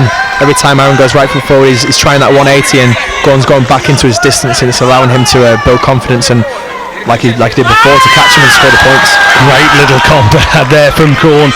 Cook was advancing, and then Gorn just very cheekily stuck a foot out and nicked a point here, which means he leads. Just a note though, you can see here, look at that, people just cramming themselves into every nook and cranny of Manchester Central just to get a look at this contest, and not perhaps, like I said earlier, just for this semi-final, but perhaps what it could lead to. That confrontation between Mohammed and Cook has been looked at all day, and well, Albert Gorn won't care one bit about that. It might have been written in the press a little bit earlier about Cook and Mohammed getting each other in the final, but I tell you what, Albert Gorn won't care. All he wants to do is get himself in the final. Perhaps he doesn't believe in fairy tales. Well, there you go. It is Gorn that leads by just a point though, and Cook, you can see on your left, he registered 4 points in just one wonderful spin kick to the head of his Russian opponent early on in this. That's what's going. Aaron's coach, his brother, keeping him calm, just saying to him it's just 1 point. Sometimes I've seen this tournament, fighters have been 1 point down and they've started rushing and then got caught on the way in, and the lead's been increased, but it's 1 point, so he needs to stay calm, take his time. Well, good to have his brother along. Cook happy to have him there. Some more decent combos. Strong doubles there. Punch, there we go, that's a point. And he's got it. 7 apiece. This crowd really engaging in this fight. Really rising to it. Again, Cook looking to get in close. Yeah, Aaron's very dangerous. When he's in close, he can start throwing doubles, triples, quadruples, finishing high. He can kick from anywhere, Aaron. That's his speciality. And again, punching towards the chest. This time not registering. Getting a round of applause from his coach, but not from the judges. Good start from Aaron. He's been the more dominant fighter. Russia needs to start using his strengths, using his close for tried to short head kick. Then Russia attempted, but Aaron closed down a bit too quickly. Maybe a spin from Aaron in this stance. We'll see if he's going to try to back kick. There we go. Gorn leads again.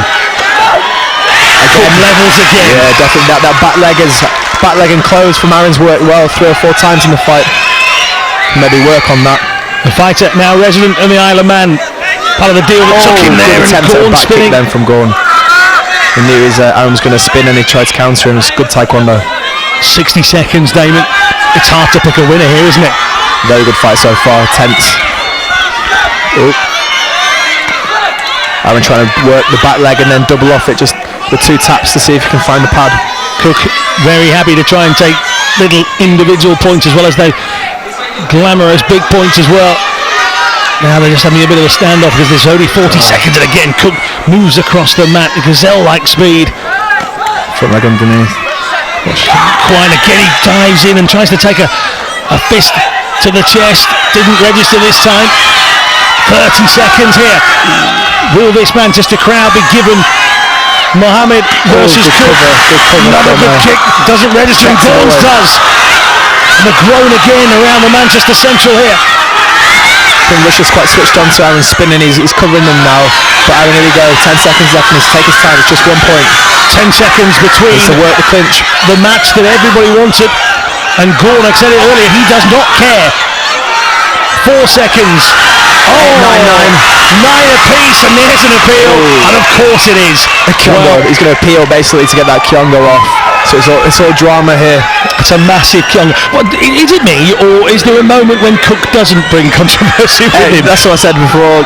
With Aaron, there's drama and there's good dramatic fights. So yes, this is interesting. So Russia's going to say, his coach is going to say that wasn't a Kyongo. 9-9 with 3 seconds left. Sometimes fighters will just bounce around and take the sudden death, but I think Aaron might go for a last minute back leg or a last minute shot just to take it before time's up, but we'll see. Will it stay 9 apiece? A real tense atmosphere here. You can feel everybody in this crowd has just gone quiet, maybe with the exception of the Russians perhaps, who are hoping that they can turn this over, because that Kyongo has put this back to 9 apiece. You can see there Aaron's brother looking tense, sat waiting. These two stood waiting. I think he's saying holding. He's going to give Russia a Kyongo here for holding on to Aaron. So it's as if I think he was penalising for holding on to Aaron. And it stays, and the Russian coach, I'll tell you now, not happy in the slightest, and you can understand 3 seconds left. I reckon he's going to see suddenly. They're going to see it out. Well, these two getting a round of applause from the crowd here. That was a real intriguing fight towards the end there, Damon. Really good fight, really tense so far. Sudden death. Even think about tactics now. I think Aaron, maybe a couple of options could be to work his punch. He could maybe try a spin, but I think Russia's aware of it now. Russia's maybe going to try and he's jammed a few checks in, use his distance. So we'll see. Again, it could go either way. So we'll wait and see. Would Mohammed prefer Cook, or would he prefer Gorn because of the history? Put him on the spot a bit there. I apologise for that. Do you know what? It doesn't really matter to me. You're going to fight who you're going to fight. But he'll have the person he'd prefer to fight. But maybe he'll want to fight Aaron and just step up to the mark. But you never know. But we'll see in a very few seconds who he's actually going to fight. First point. Sudden death. This might last a long while. It might not last long at all. Aaron Cook. Jittery feet. Nearly from Russia. Russia again, 21. Neither able to connect just yet. Cook on the advance again. Underneath from Aaron, no. Back kick, yep. Gorn's got Russia. Well, it wasn't to be. The story that everybody else wrote was about that man on his knees, and you can see the emotion pouring out of Aaron Cook. It's a struggle to get back to his feet here. He has come to Manchester to show the rest of the crowd what he already knows. He believes he should have gone to those games last year, and that is a man who is a little is not giving it the justice. He is demoralised right there and then. Damon, I can't begin to wonder what's going through Aaron Cook's head here. A dream meeting for the world and the media between Lutalo Mohammed and Aaron Cook. He's dashed by the speed of Albert Gorn. The Russian 21-year-old world silver medalist has dashed everyone's hopes of an all-Brit final here. However, what it does give us is still a top-class final, because Gorn has shown tonight he's matched Cook, who's knocked over Lopez on his way here, a legend in the Taekwondo world, And Cook, you can see pain etched, but it's not the pain that comes physically, it's a pain that comes emotionally. He's just got to pick himself up, hasn't he? Yeah, definitely this standard. I mean, there's so many good competitors. On another day, you could win a tournament. On another day, it goes. That's the way it goes. Taekwondo goes like that. Sudden death, anyone can win. And then Russia was quite clever actually. Didn't really back kick in the whole fight, and then pulled out a back kick in sudden death. So sometimes it's a good tactic to throw a technique in sudden death you've not thrown yet.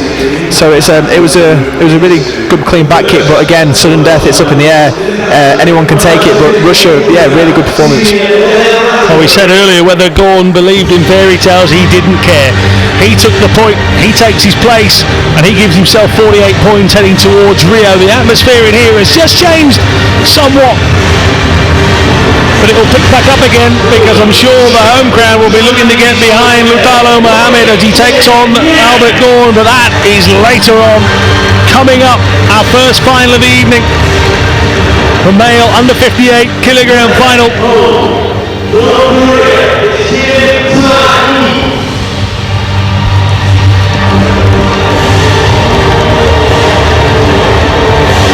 Kim Tae-hoon will take on Wei Chen-yang.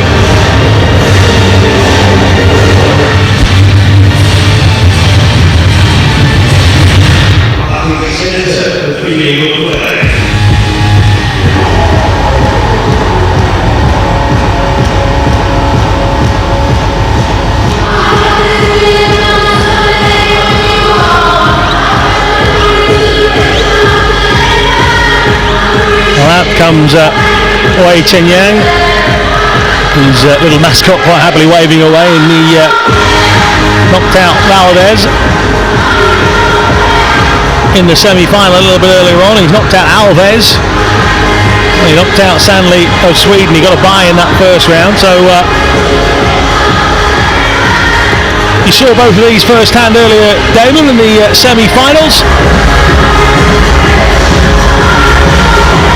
Where's your money going on this one? Tricky one. They're both lengthy fighters, very tall for their weight.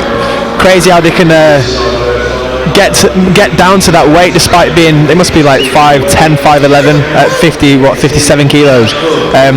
I think Korea looks really good. I think Korea will take this one personally, but we'll see. Korea's a bit more basic, a lot more back legs, whereas Taipei Wei has got a really good headshot, really good lead leg check. So we'll see. Yeah, there isn't a lot between them in height.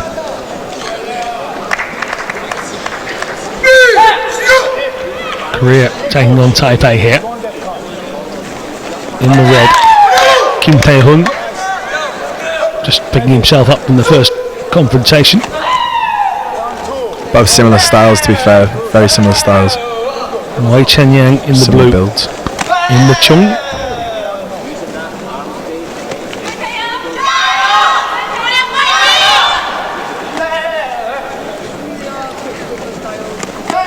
Crowd still trying to get its breath back from the Cook fight. Real drama here in Manchester Central.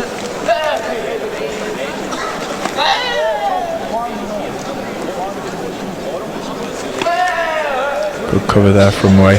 Good blocking, both blocking each other's kicks so far. Nothing touched the pad. Oh, a real wince of pain there. Watch this, these times get up though. This is it, straight up. Well, that's the new rule. Like an unsympathetic dad, the referee just telling him get right back up.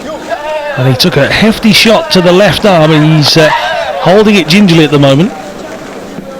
He's still grimacing, and good punch. Korean, of course, going for that target area.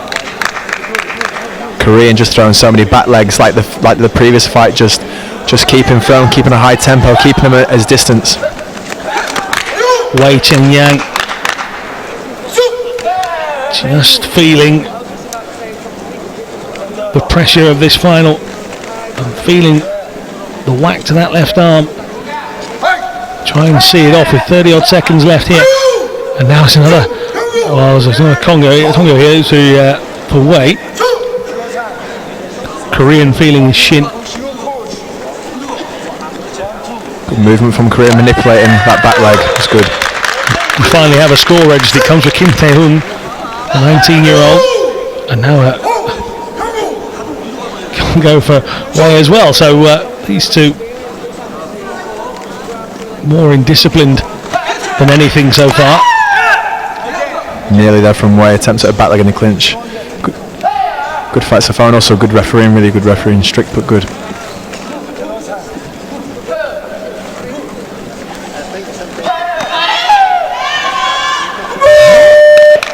Referee calling time on a first round that has only given us the one, but you can see the pain that Wei Chen-yang has felt in that first set of 2 minutes, and he'll have some work being done on his left shoulder.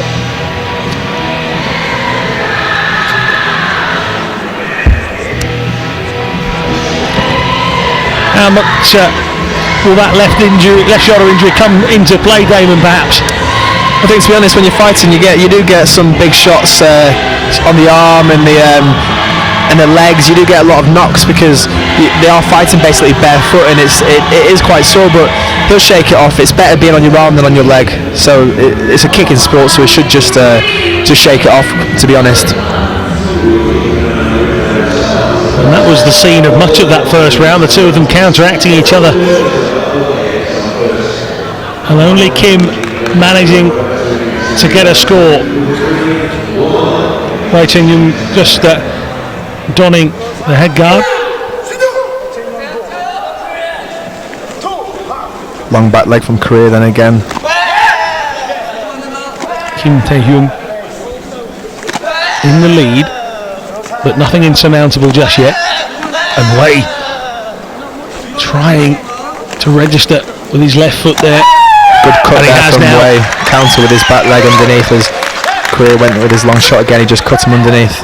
Pulled the back leg round and registered and again, his first, but then Kim nips back into the lead here. Second point for him. 2-1 here.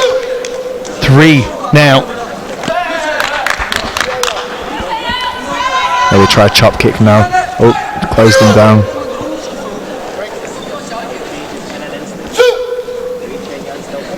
Again, as Damon alluded to a little early on, the officials strong, fair, and something we were talking about only yesterday is the drawing them together, encouraging them to engage. 60 seconds of this second round remain here. Good time to fight again, I think. Back kick, great back kick from Wei then, really good back kick. And we're all square. That one wonderful piece of movement. 2 points for that back kick, so now 3-3.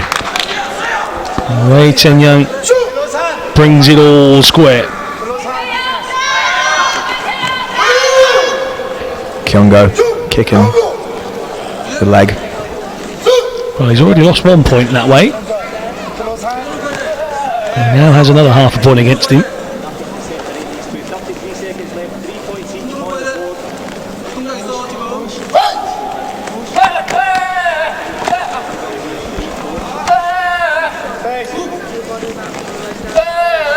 See those cards registering at the bottom of the screen. You get 4 red ones, you're out. And 1 red and a second Kyungo for Tae-hoon so far. 1 more piece of indiscipline, he'll be halfway to an earlier bath. All tie after the second round with obviously Taipei having the extra Kyungo, so another Kyungo or both on the Kyungo actually. So yeah, interesting, very interesting. Yeah, next mistake might be a winning one for the opposition here. You can see the two of them. It's hard to separate them on the mat here. 3 apiece. Damon said earlier in commentary he wasn't quite sure who would take this, and we're still none the wiser with just 2 minutes remaining. A third round to come. I think their Taipei is quite clever. Korea keeps coming with a long back leg, as you can see, and then Taipei's countering them underneath. I think he could use that again to score another point. But here was a great back kick, good timing. 21-year-old Wei back in it at 3 apiece. World ranked number 1 at the under 54 kilograms is Kim Tae-hoon. Relatively little known about the 19-year-old from Korea before the World Championships, but they certainly knew plenty about him afterwards. When he took gold 7-0 against Xu Chaijin. 3 apiece, and as Damon said, Hong Kong go away from perhaps deciding it the wrong way here.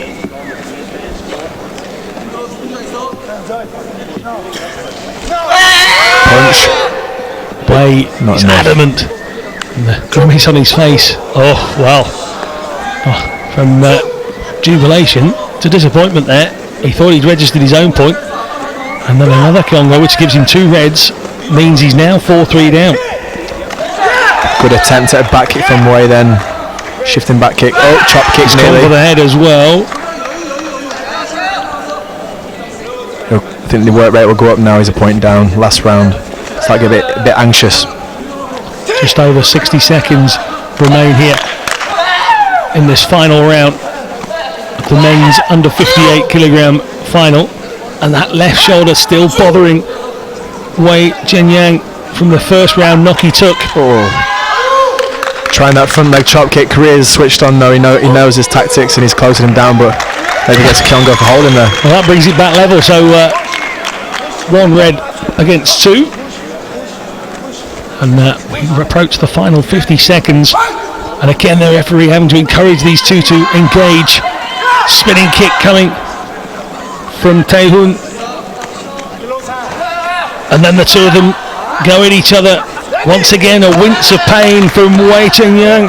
4 apiece here. 30 seconds remain. A punch to the chest pad still doesn't register. Good action here. Oh, headshot. Real close combat. Now Wei is registered with a headshot, and that will be appealed. It looked like the headshot hit, but I think it just missed. We'll see for the camera, but I think it maybe just was short. It was real close, and it was real quick. That's what Taekwondo gives you. And, well, actually, for Wei Chenyang, it's a nice little breather. Again, holding on to that top of his left shoulder. Here's the replay on your screens. It's when his foot comes back down. Just no, missed. he's well away. Good card then from the Korean coach. Well, he gets his card back.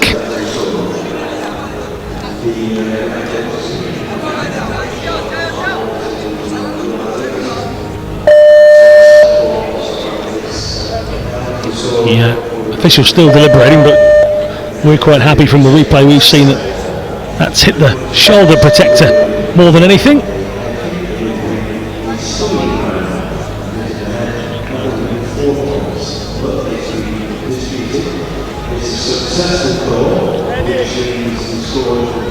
So he does indeed get the appeal card back.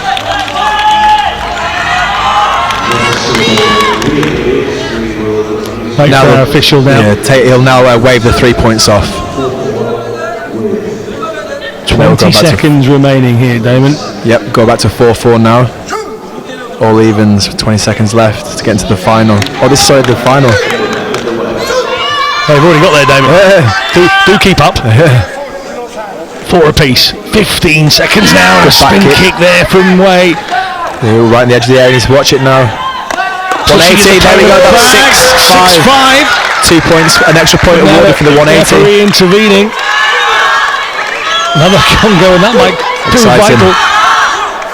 5 seconds here. And these two are really going at it here. Final few seconds. Can they affect the score? They can't, and that man there is very, very happy with his night's work. Held aloft by his coach. Points towards the crowd to acknowledge that they have been right involved in this from the start. But Wei Chenyang 6-5. A real close encounter, David. Yeah, that was good. It was right on the buzzer. One went with a basic back leg. The other one obviously span with a spinning kick. They both hit at the same time, but the spinning kick is awarded an additional point. So went to 6-5, and then the Korean tried to get it back, but there was not enough time. So good, exciting finish to that fight. Kim Tae-hoon, the Korean, is upset. His coach is trying to console him before he leaves the side of the mats, but it's a lot of effort to be beaten. But he'll sit down tomorrow morning, Damon, and realise he's got 48 points that might just get him to Rio. Yeah, be very happy, very, very happy. And he won't be as happy as Wei Chen-yang. 80 points, a gold medal here in the inaugural World Taekwondo Grand Prix here in Manchester. 3 more Grand Prix to come, remember. They'll run right through until 2015, with the top 8 going to a grand final from each weight category.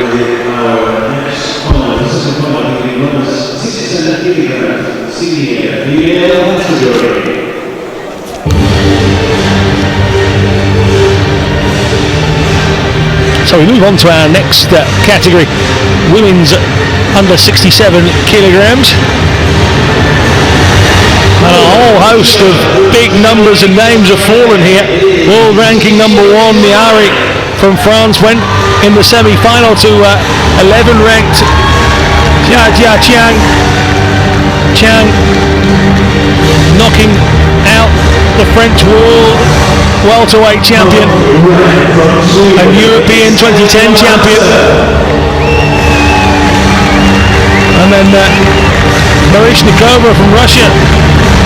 Perhaps would have thought all her crisps had come at once, the world number 1 out of the way. Perhaps the European gold medal winner here in Manchester a couple of years ago was thinking, you know what, I'll have a nice Christmas with 80 points. Well, she wouldn't, because Ellen Johansson of Sweden, ranked 13, came romping through. Tight affair, but the Swede picking off a 2-0 victory. So Johansson, who was knocked out of the Olympics by Australian world champion Carmen Morton. And you can see having the air, pushed aside by Yang Jia.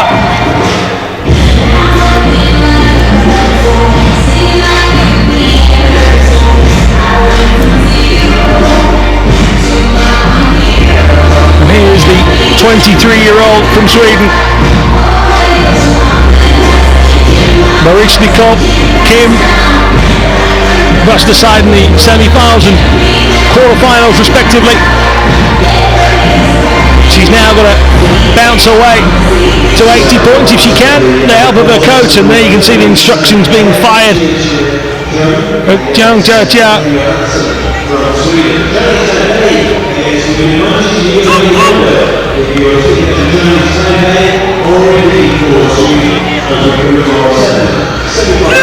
Sweden versus Chinese Taipei here in the final. Should be a good fight. Sweden obviously good using the left leg, right leg check. That's a strong Taipei, having a lot of techniques in the repertoire. Back kick reverse. Oh, good headshot attempt there. That's an early 3 points on the board. Yeah. I don't think it hit, but they're going to card it. Well, that's a very early card. That's an exceptionally early card. We've just 12 seconds here on the clock, and if the Swedish coach is wrong, it's a long old time to not be able to do anything. Yeah, it's a brave call, but I don't think the headshot touched. Personally, I don't think it touched. But if you called something this early on and you were wrong, then maybe with maybe like the previous fights tonight, with like 10 seconds left, someone throws a head kick and it misses you and they score it and you've lost the fight. So I think it missed, but we'll see.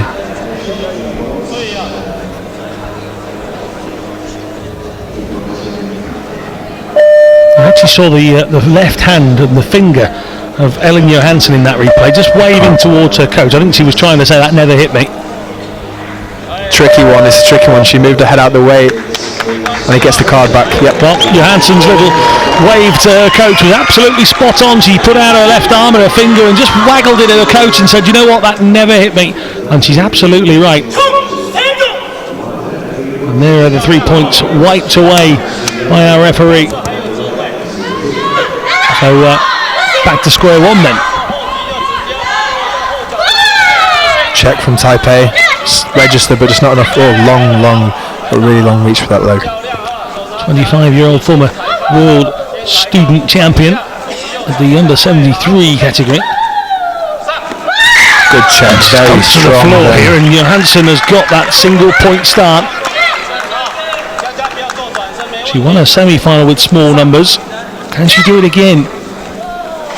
Her defence in the first or in the second semi-final we saw, Damon, was very strong from the Swede. Definitely, she's strong. She looks a really strong fighter. She's clever with what she's got. She's got a high chamber. She uses a check well, good cover. Quite hard to get around, really. She holds that right leg aloft and just fends her opponent off. Took a knock to the hamstrings a little earlier. She felt that. Taipei needs to work some counters, maybe use a back leg as a cut, change stance, maybe back kick around it, or get her leg up first. But Sweden's being clever. Ellen Johansson at the moment leads by a solitary point to nothing. As we come to the final 30 seconds again for the second time already in this one. The referee just asking these two ladies to get more involved. But both quite cagey. Understandably, a lot of points at stake, and Chung thinks she's registered, hasn't come off. This is very similar, to be honest, to the semi-final, both in open stance and kind of fencing each other. And she tried a back leg then just to change it up a bit, but it kind of cancels each other's techniques out when they're trying to go to the head, because it's coming to the back. And the back of the head as well. It's quite hard in this stance. Well, the buzzer goes as Chang Chia is mid-kick. And by the time she'd finished it, Ellen Johansson was already walking back to her seat. Slightly the happier of the two fighters here. Not a lot in this at all.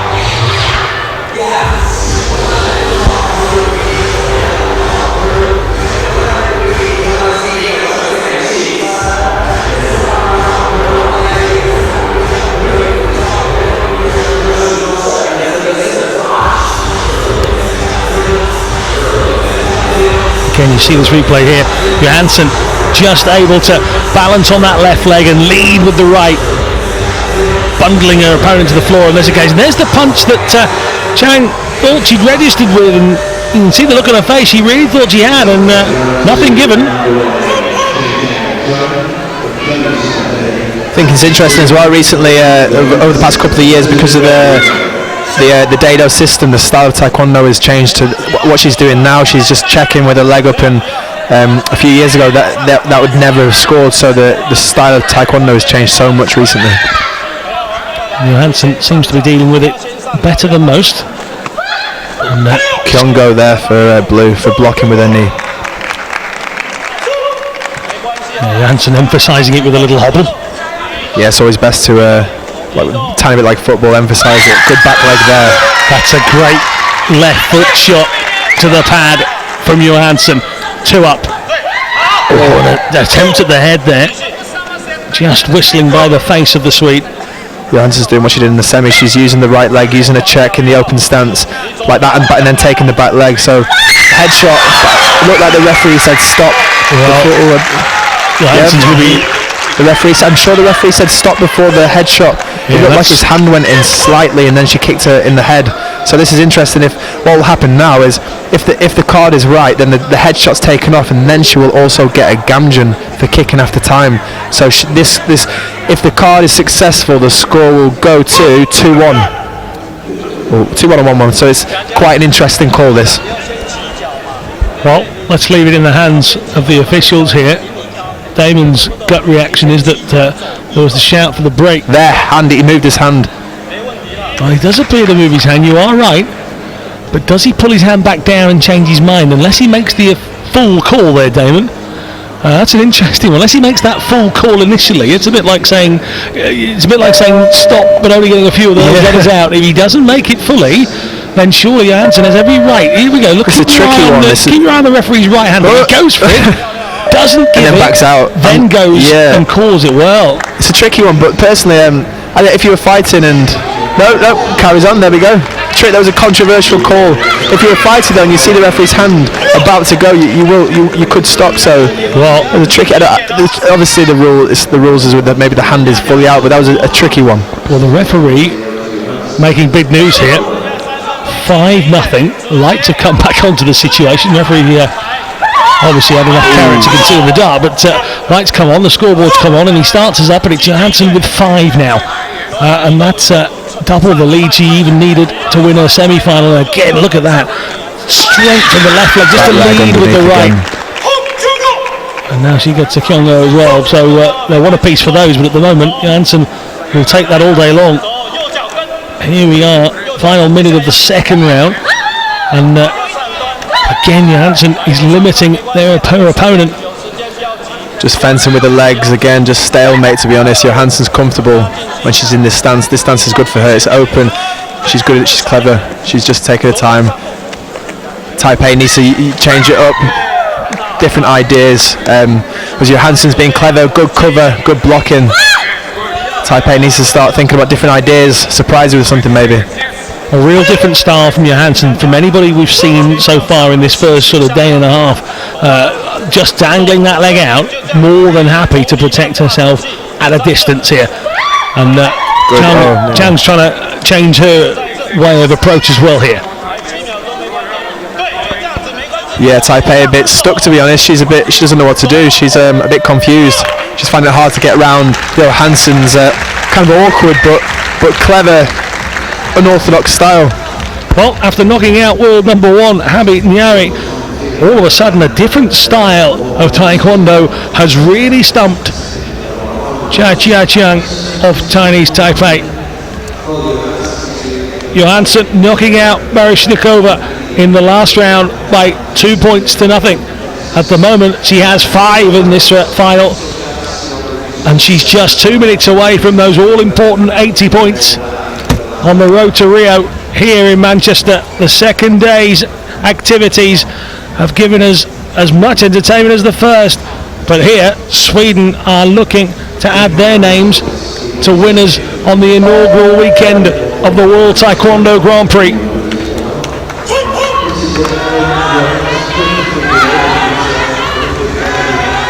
A great venue here at Manchester Central.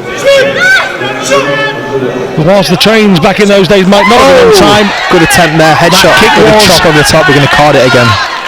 3 points, and here we go. The card is up from the coach already. Good attempt there from Taipei. She used a chop kick to counter a check, just right around the leg. I'm not sure if it touched, but it was a good idea.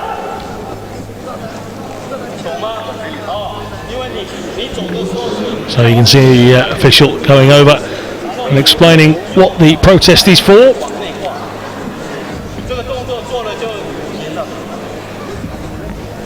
So we take a look here. Again, you see Johansson just dangling that right leg out, fending off. Good counter, good idea. Here comes the kick. Just looks like it just passed, maybe a different angle, but good attempt, good idea, really good idea. Just seems to whistle down the right-hand side of Johansson's head.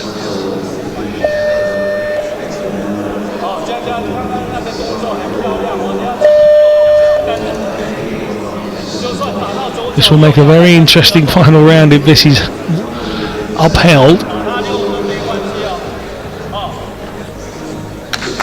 If Chang Chia has 3 points, she doesn't. Another good card played by the Swedish coach here. 3 points wiped off yet again. It also was good from the coach then to card it, but to be honest, the player as well. The player tapped her leg both times just to say to her coach, "I didn't touch." So she's done very well with her card. Well, that's 6 points that would have put Chang ahead. Oh, that costs this time. That's a point at least. That was really nice. I don't think there's a lot that the Taipei coach is going to do about it, because it's 8-1. Really good. She's looking sharp. 9-1. The headshot was good. She did a chop kick, an axe kick, and then it missed. Then she same leg, same kick again. Repeat with a good leg control. Flick, kick, repeat. Again, Johansson happy and just evading. Kyongo. 9-1. Kyongo there. 9-1. It is with just over a minute here in this women's under 67 kilos final, and Johansson's being edged out of the mats here. Chong trying to use all 8x8 to beat her opponent, but she's been bamboozled by tactics in this final. Johansson has led with that, either the right leg or the left leg, but she's led with one of them and really fended off her opponent all the way through, and then scored massively when needed. Goes for a spinning kick. Yeah, with Johansson's style, when she's up by, say, with 8 points, and her style, if she's clever and stays clever and stays fit and strong, she can. It'll be impossible to get the points back with her leg up with a good cover, but she's looking like she's getting a little bit tired. But again, it's an 8-point deficit. It's going to be hard to bring back. 30 seconds. Johansson tried to confuse her opponent by leaping into it rather than holding that leg up a couple of seconds ago, but she still holds this 8-point lead into the final 20 odd seconds and bundled out.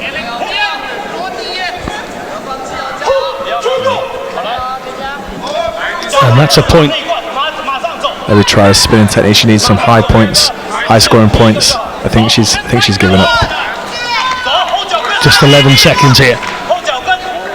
Sweden are about to register themselves a gold here at the World Taekwondo Grand Prix. Just a matter of seconds at it, 9-2, and Johansson just evades being hurt, and look at the look on her face, happy as it comes. Ellen Johansson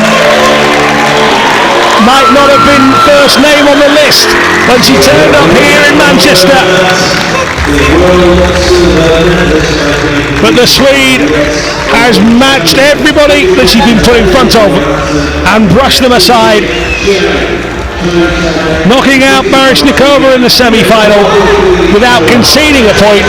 She's dancing for joy here at Manchester Central. A 9-2 victory gives her 80 points towards Rio 2016. Johansson rushing over to the crowd, leaps of joy. Well, that's what it means. David, we talked about it, massive strides towards another Olympic Games. She'll be a force to reckon with if she keeps fighting like that. You were talking about a change in style, a change of tactics and technique. She's just absolutely bamboozled her opponent in this one. Yeah, she's done really well. She's used the check. She had a leg in a really high chamber position. It's quite hard to score on, really. This is the good headshot, doubled it up for a clean axe kick. But yeah, she's clever. She's an awkward opponent to score on. So she knows her strength. She's got her style, different to traditional WTF style, and it's working really well. And she was 13th, and now after that, I don't know the rankings at the moment, but I'm sure she'll be in the top 1 or 2. Oh, Manchester famous for music. I don't think you can dance like that to it, but she was certainly jumping for joy. Ellen Johansson. Well, we move on to our last competition of the night here, the second day of the World Taekwondo Grand Prix here in Manchester. Great Britain, and it's from Great Britain that the first finalist is announced. Matteo Mohammed. Everybody was building this as Mohammed versus Cook, but Albert Gorn from Russia, who was about to come out on your right hand side of your screen, had other ideas. He removed Cook from the story in the semi-final, and a little cheeky wink to the camera says that he is ready to brush aside another great British athlete on home soil. It should be a good fight. Both Taylor's focused and calm. Russia's really confident. He's in the final, no pressure anymore. He'll enjoy this. I think Russia's right foot forward uses his reach, quite sneaky techniques. The Taylor's left foot forward, so like we've seen tonight, sometimes it can cancel each other out a bit because the kicks are going towards the back instead of the body pad. But I think both have got the ability to bear it up and score some good points. On the bright side to this final, he's brought the crowd to their feet. British flags are waving here in Manchester Central. Rutolo Mohammed saw off Yunus Sari in the semi-finals without conceding a point. He looked cool, he looked calm, and he looked the complete Taekwondo fighter. Has he got enough to beat Ahmed Gorn? We're looking forward to the fight. Yeah, it's going to be interesting to see who will win. Taylor's the heavier fighter. He's definitely the stronger fighter with the weight, but Russia's fighting really well today. Clever guy, got a lot of techniques. It's going to be a really good fight, I think. A really good fight. Hopefully, a really exciting fight. Both have got the ability to create a high-scoring fight.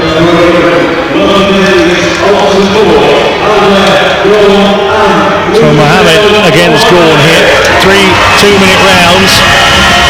The winner walks away with 80 points on the WTF ranking system. We mentioned this earlier, but to put that into perspective, Damon alongside me is fighting next week, and the winner of that tournament gets 10. Yes, just 10 WTF points. So this is how big the Grand Prix circuit now is for Taekwondo. 80 points is massive.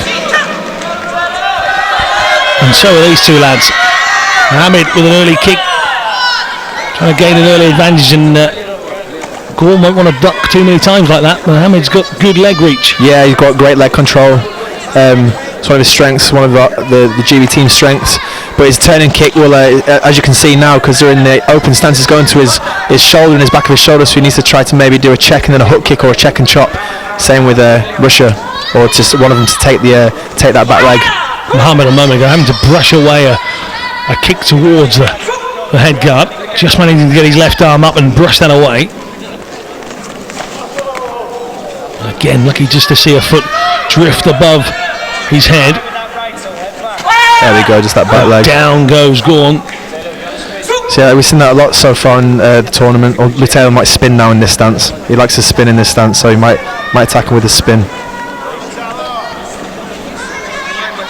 Mohammed just changes his tack, switches, and then goes over the top. Did it register? Nearly.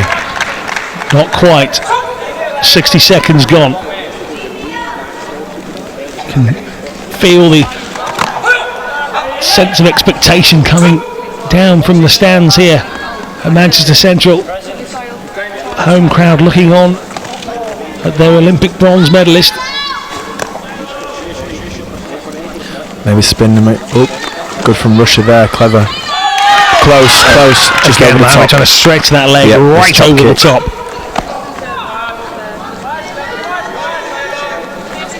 Maybe the stance is good for both of the change back. Note from Gorn, he dealt with a different style in cooking. Now he seems quite comfortable dealing with Mohammed's style as well. Taylor might try and back kick or reverse here, we'll see. But Russia's clever guy. Russia's not going with that front leg. He knows the Taylor's strategy. It's both fighting well, and Russia a very clever guy. Taylor just trying to stretch that leg right up and over the top of the Russian defence, but not able to score so far. Well, it might say 0-0, but it didn't feel like it. Taylor Mohammed stretching at times, and Gorn on the counter-attack, nearly registering his own points as well. These guys are enjoying it. They seem to have some swollen hands, but they're enjoying it nonetheless. Well, Mohammed looks calm and composed, and so too does his opponent.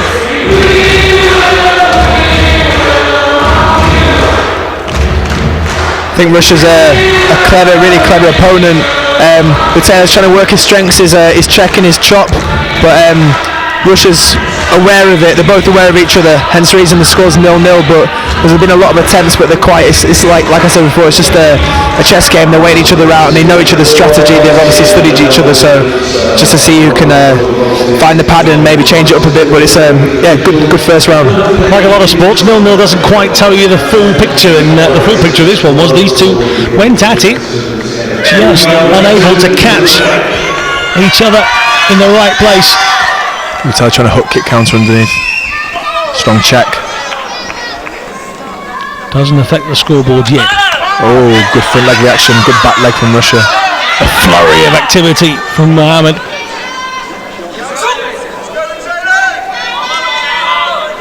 Second round here.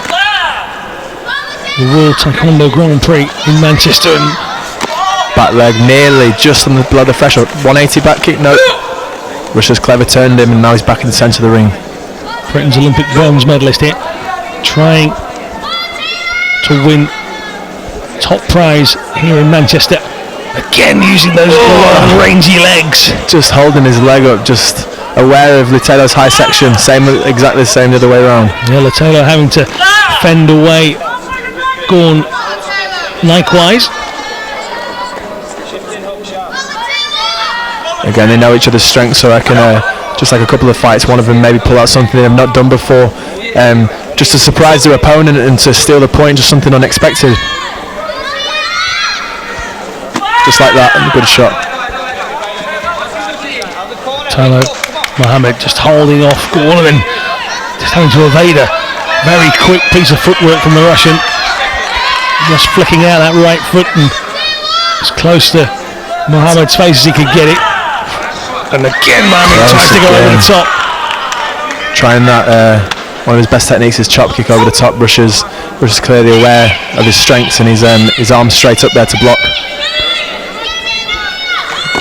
Good counter from Russia there. That's the score. There is the Russian off the mark. That's the first point, and it goes to Russia. Well, he's upset one home favourite. He won't mind upsetting another.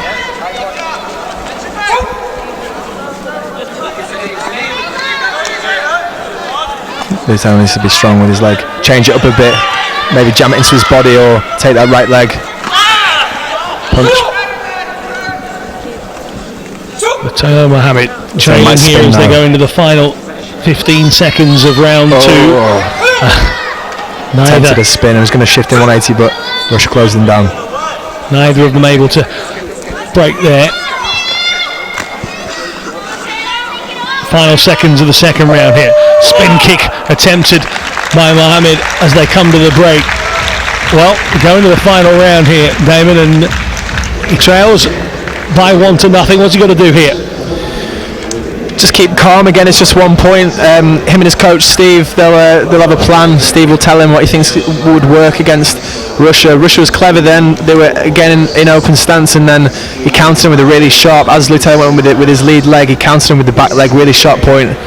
So it was good from Russia. I don't think he was expecting that, but Lutelo's got the ability to score headshots. So maybe he's tried his chop loads of times, and Russia's hands up straight away. So maybe change it round or go chop and then bring it back to turning kick, which he's really good at. Well, we've just seen the Tigers of Taekwondo. Perhaps Lutelo Mohammed needs a bit more bite in this final round. He dismissed Yunus Sari in the semi-final. Can the British national champion find 2 points and hold off Albert Gorn in this final round? It starts with a bit of a flurry and a spin kick from Lutelo, and he's got it right on the top. Nearly. He's claiming it's there. I don't think it touched. But he's asked Steve to card it. But good start from Lutelo then, really fast. This is a big call from Mohammed himself, though. He's asked his coach here to contest that. If he's got it, it's a big score. Yeah, if Lutelo thinks it touched, then it goes to 3-1, and again he's in the lead, and Lutelo likes to be in the lead and check people away. If he's lost his card, then it remains 1-0, but maybe later on in the closing stages he might.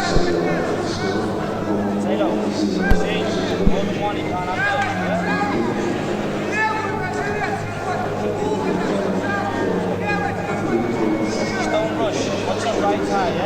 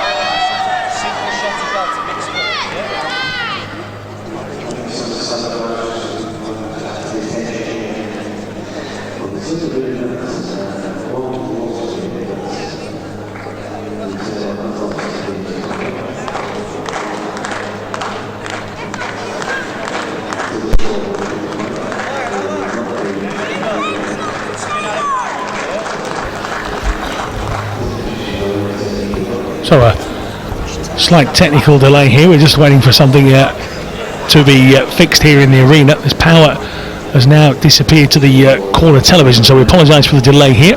Hopefully you're still with us.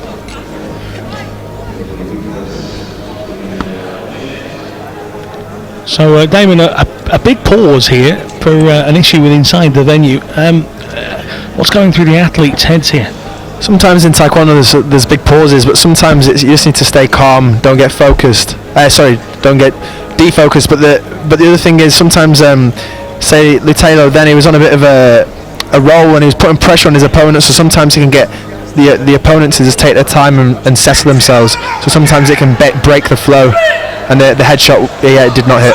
Well, they're going back to work here without two of the screens, so interesting. Check from Lutalo, nearly scored. Very fast-paced start. Let's go back to what we paused for. He didn't get that appeal, by the way. Still 1-0. Going at him fast now. Lutalo just needs to keep that pace up and see if he can maintain the pace and not get too tired. But it's good start from Lutalo. Very proactive. Gone for a slight punch there as well, and was hoping just to register that single point.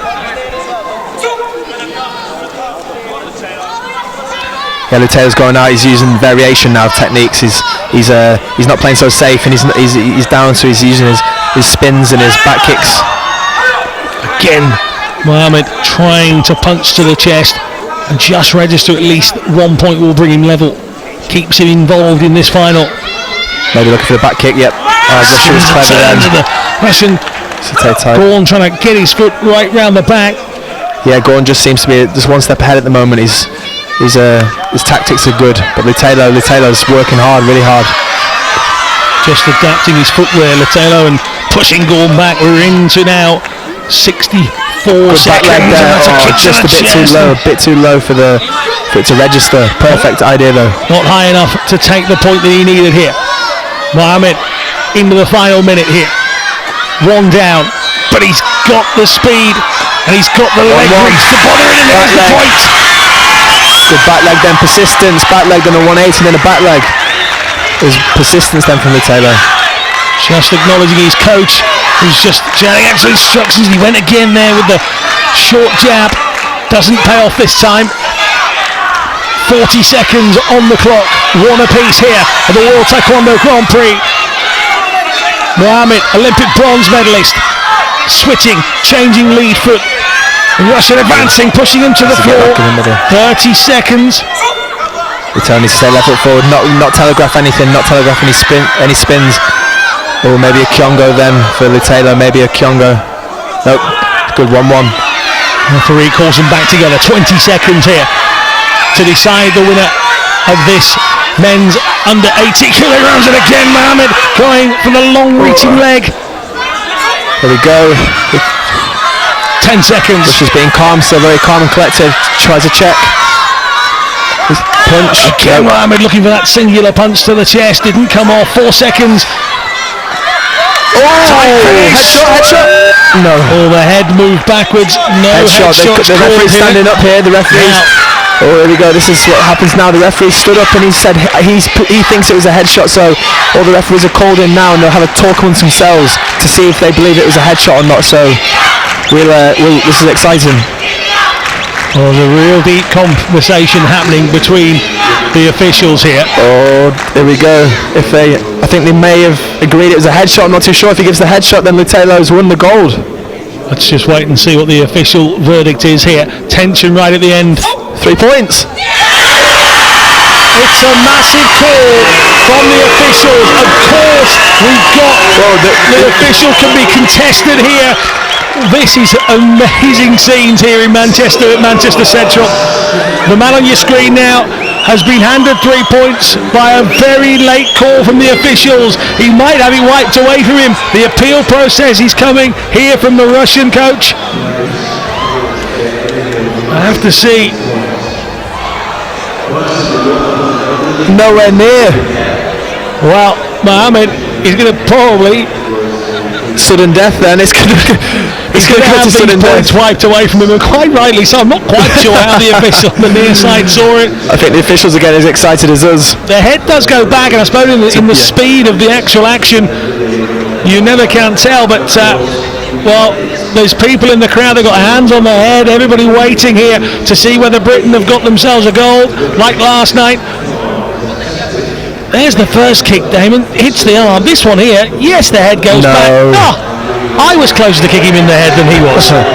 The thing was, though, say if Russia would have carded something early on and lost his card, that's the fight over, isn't it? And that would have been quite controversial in its own right. Yeah, and they tell you, good attempts, and if you sometimes if you get given something against you or it goes for you, it is what it is. But yeah, it was nowhere near, so there's definitely going to be sudden death now. Definitely going to be sudden death. So this will return back to one apiece. Well, ecstasy lasts sometimes just a few moments because it's been absolutely wiped out. One apiece. Here comes the three disregarded. You can see it in the centre of your screen by our referee. We will have sudden death. Yeah, sudden death in the final. Scary times. There we go. One of them just needs to be confident and committed with what they're going to go for. Have their plan and just go for it. Well, the crowd are on their feet here. Sudden death final. Welcome to Taekwondo. If you've never watched before, the excitement levels lifting. No, nearly counter from Russia. So close on the 27, nearly. Back leg from Russia, 23. Again, some singular punches going in as well. Looking for that sneaky 1 point. It's all you need here. That's what sudden death is, just that 1 point. It's telling to be sharp, make sure he's got good cover, and don't wait for him, don't wait for Russia. There we go, he's got it! Mohammed kicks to the pad, the buzzer goes, and the great British crowd jump to their feet. The flags that have been waiting to wave all night are seeing action now. Mohammed looks up to the skies.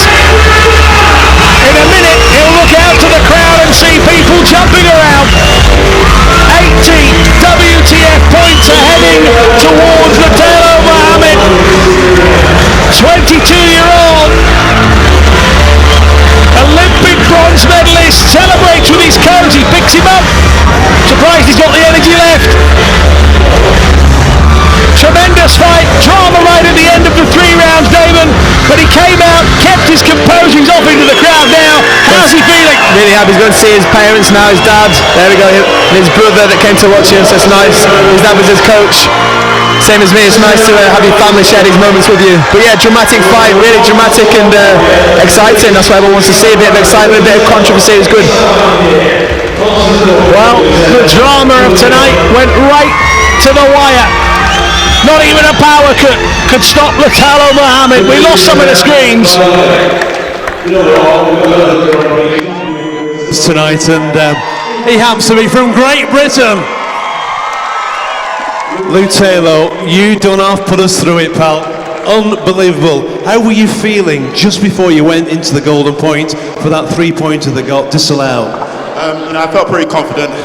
Steve gave me a good game plan. I knew what he was hoping for. I felt pretty confident going in that I could take it, and thankfully the points came up on the board.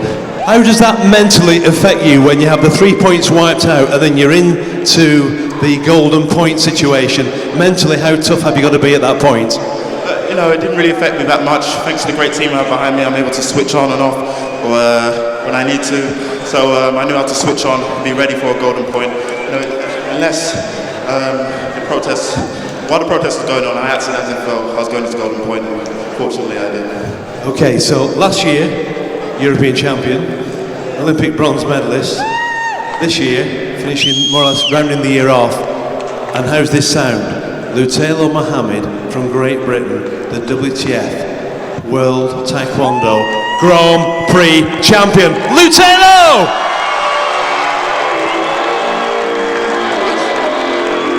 I want to thank the people of Manchester for coming out. Thank you, Manchester!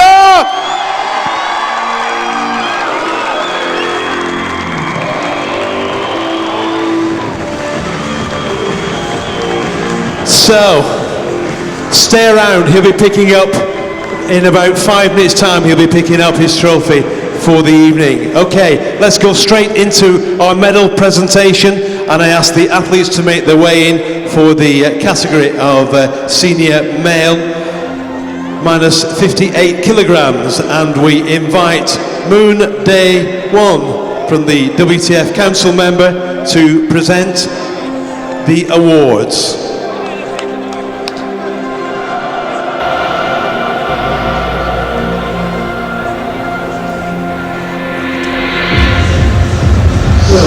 So Mohammed running towards his coach here, Damon.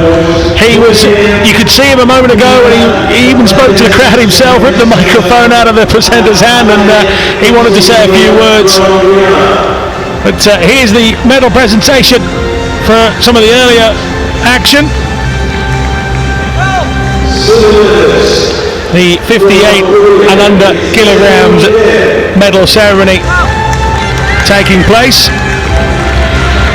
Those two bronze medalists, again, we remind people at home that 28.8 points, that's already a hefty target for others to try and get near. Yeah, definitely anyone standing on the podium or with a medal in their hand is, be it gold or be it they're a bit disappointed because they got a bronze, they've still got their ranking points, and it's a good start to the road to Rio. Absolutely. So Hadi Mostian Laurent and Damien Villa Valdez getting the bronze medals. Korean Kim Tae-hun getting silver, but the winner from Chinese Taipei, Wei Tengyang. Some real exciting fighting on tonight's card, and it lived up to the bill. And there you see what it means to some of the people in the crowd. Pretty much smiles all around, to be honest.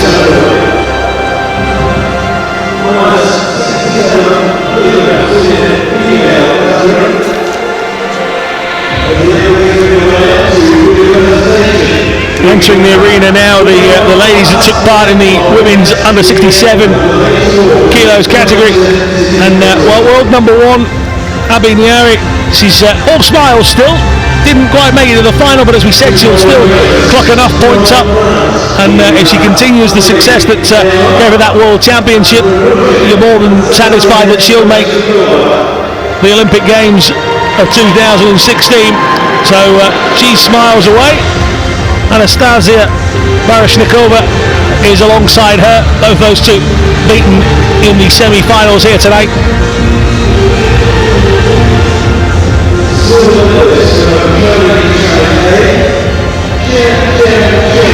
Jiang Jia from Taipei, 25-year-old. Tough contest in that final, but she was no match for a tactical genius. Ellen Johansson of Sweden dangled out that right leg, then switched it over to the left and just kept her opponent at bay all the way through that final.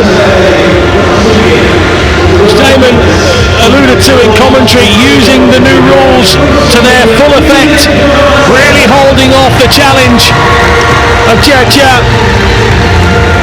Well, she went into this competition ranked 13th by the WTF, should I say.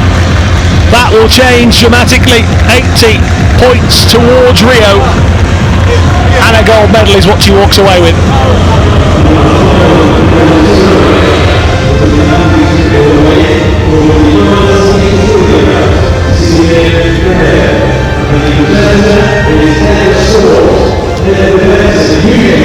I'll take a listen to the roar in a moment, Damon. The crowd waited patiently yesterday for a British winner, and they got one. And tonight, the drama went right down to the wire. The two men on the right of your shot. But on the left, well, you can understand him looking slightly dejected. Aaron Cook was billed as him versus Mohammed when the draw came out and they were on opposite sides. Everybody stopped. The World Taekwondo stopped and said, hang on a minute, we might just get Cook versus Mohammed. Wasn't to be though. Albert Gone was superb in that semi-final, and in sudden death in a semi-final he managed to nick it from Cook, but he couldn't do the double over Great Britain. This time in sudden death in the final, that man there, Taylor Mohammed,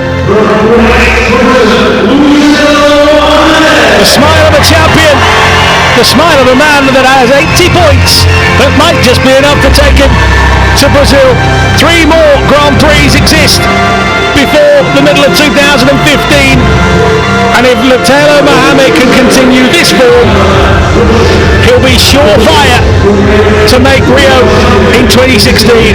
It seems a long way away as we approach 2014, but when there's so many points on offer in just one day's activity here at Manchester Central, he's done his challenge no harm. The British flags are flying high here in Manchester.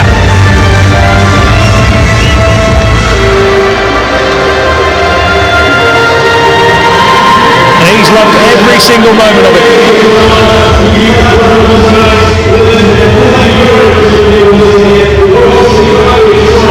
Well, we've had drama, we've had tears, and we've had sweat, and now we have to go. Join us tomorrow for the final day of the World Taekwondo Grand Prix here in Manchester.